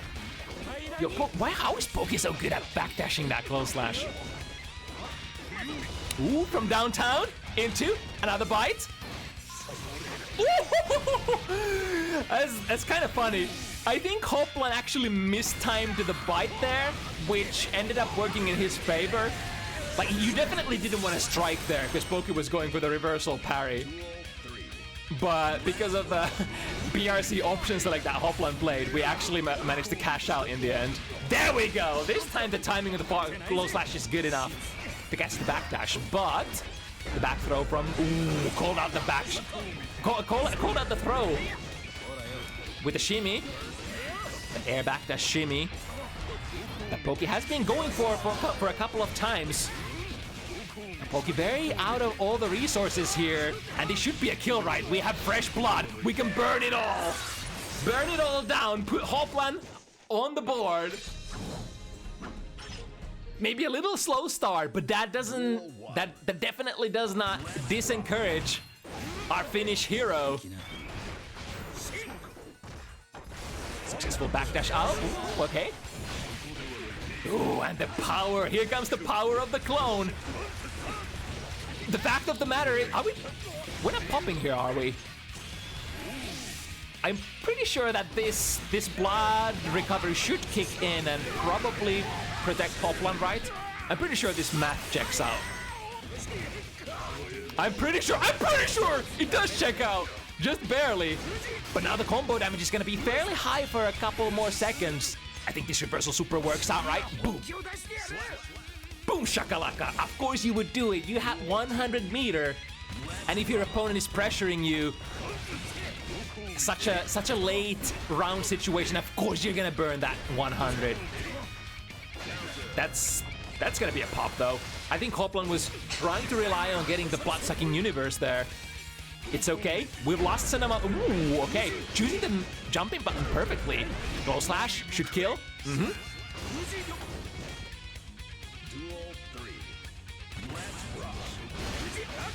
Yeah, Hoplan is definitely trying to play with the timing there on the back Fukyo special cancel. But that's the tricky part. Anji can play with that timing so much as well. Because you do have the two different timings. You have the normal spin and then the charge spin. Or the held spin. Ooh. Boom. Show them the umbrella. The umbrella has been surprisingly tricky to deal with so far. Especially in the form of that jump D. Okay, that's a good trade from the close slash for Hoplan. Nice. Yeah, nice. It's such a big commitment doing the forward Fukyo as a makeshift forward dash and an option to sort of delay. Pop into. Try to pick up with close slash. That's a little harder than some lighter buttons. Is that death? Yes, indeed. You will pay for your execution error. It's such a fun sequence when you're able to do it successfully. The plot pop. You gotta be very careful not to drop it. Counter hit. In the full screen corner carry. Blood situation solved. And now, good use of FD, pushing Hoplan far enough away so that the blood-sucking universe did not connect there. Alright, starting with a throw, set it up, tap them with the 5D. Ooh, didn't quite get... I think this punishes, right? Yeah, both players doing some critical mistakes here. They shouldn't kill quite yet. 100 for... yeah, I understand. 100 on the opponent, probably one of the most prominent options that they could play is the parry super PRC, which will get beaten out by technically by your media throw. Yep, minus frames on that wild assault. Nice jumping angle. One of the few ways that you can actually, like on a standard character, that you can actually try to straight up beat or avoid some of those blood burners from Nago is jump backwards and press one of your best one of your best air buttons. Yeah, Pokey absolutely relentless once again, working with near perfect. This character is so tricky to play against if you don't play against Anji on a regular basis. Starting with a very aggressive option this time, just go with your best hitter, go with the DP. Because of course, Pokey is also trying to exploit the fact that you're scared of the spin.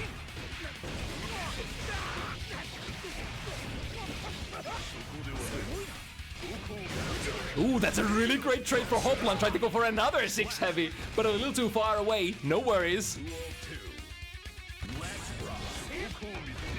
There we go. This time doesn't fully commit into the forward moving special. Instead, going backwards Fukyo, forwards Fukyo. Oh, tried to dash in for a close slash, but a little bit too far. Is that still a kill? I don't think so. I don't think so, right? Ooh, comeback attempt. That's a full fresh blood bar. Finding one hit here, but Pokey with the 2 PP mash. That's actually a really great tool, because that's one of the furthest reaching 2Ps in the game.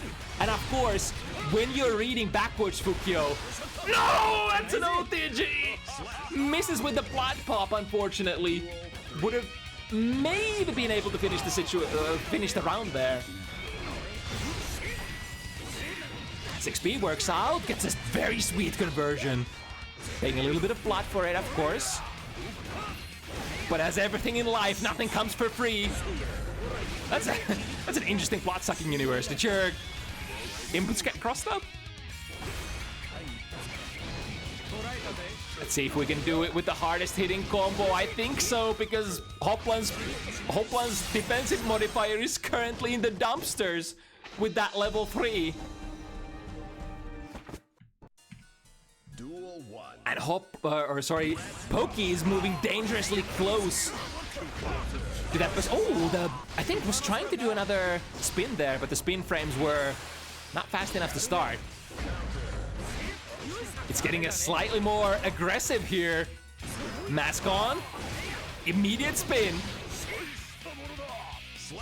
It's especially hard, like if you're trying to play layer 1 as Nagoryuki and you're used to being the guy that sort of dictates the pace of the match. Anji is a character that challenges that really well. And in fact, it's actually Anji who gets to say the first word, because the spin startup is way faster than any of your like neutral pokes. And that should be it. Damn.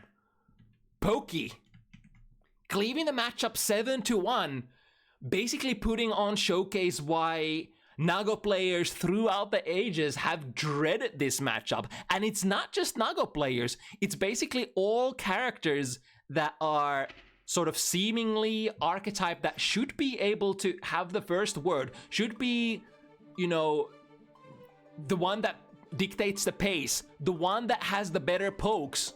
And indeed, almost like many characters in Guilty Gear Strive just have much better pokes than Anji. In fact, Anji is below average, way below average. But his kit just combines so well.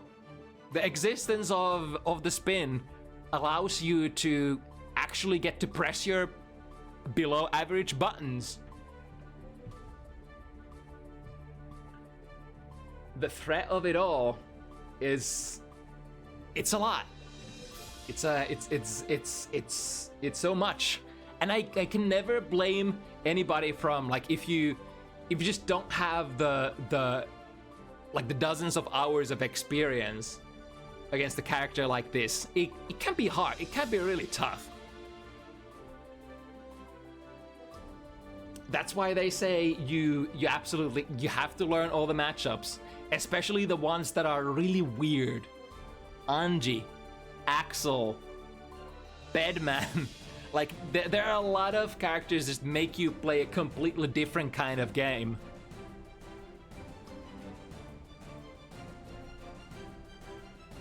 But that's also the spice of this fighting game franchise. There are so many weird characters that just basically make you learn the fighting game, make you learn to play the game again from like basically zero.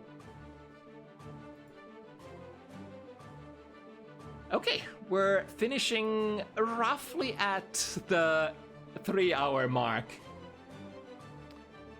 So thank you everybody for tuning in once again this week. If you want to play next week, well, let's see. Are we playing next week? I think we are playing next week, maybe? Even though it's Evo. I mean, usually Evo starts after like around late or like early evening-ish in Europe and lasts basically throughout the night. So I guess we're playing next week as well. see if we can put together an event. There's a lot of fighting game stuff going on next week, but we'll see if we can do it. So if you want to play next week, join my Discord. The sign-up forms are going to be posted over there in just a couple of minutes after we go offline. But that said, let's see if there's any Guilty Gear Strive action going on at twitch.tv at the moment.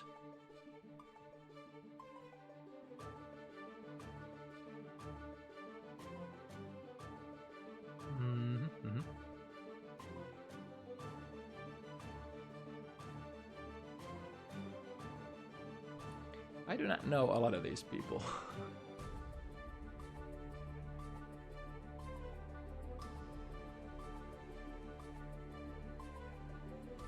Let's go for a raid on the beginner bracket that they started running recently.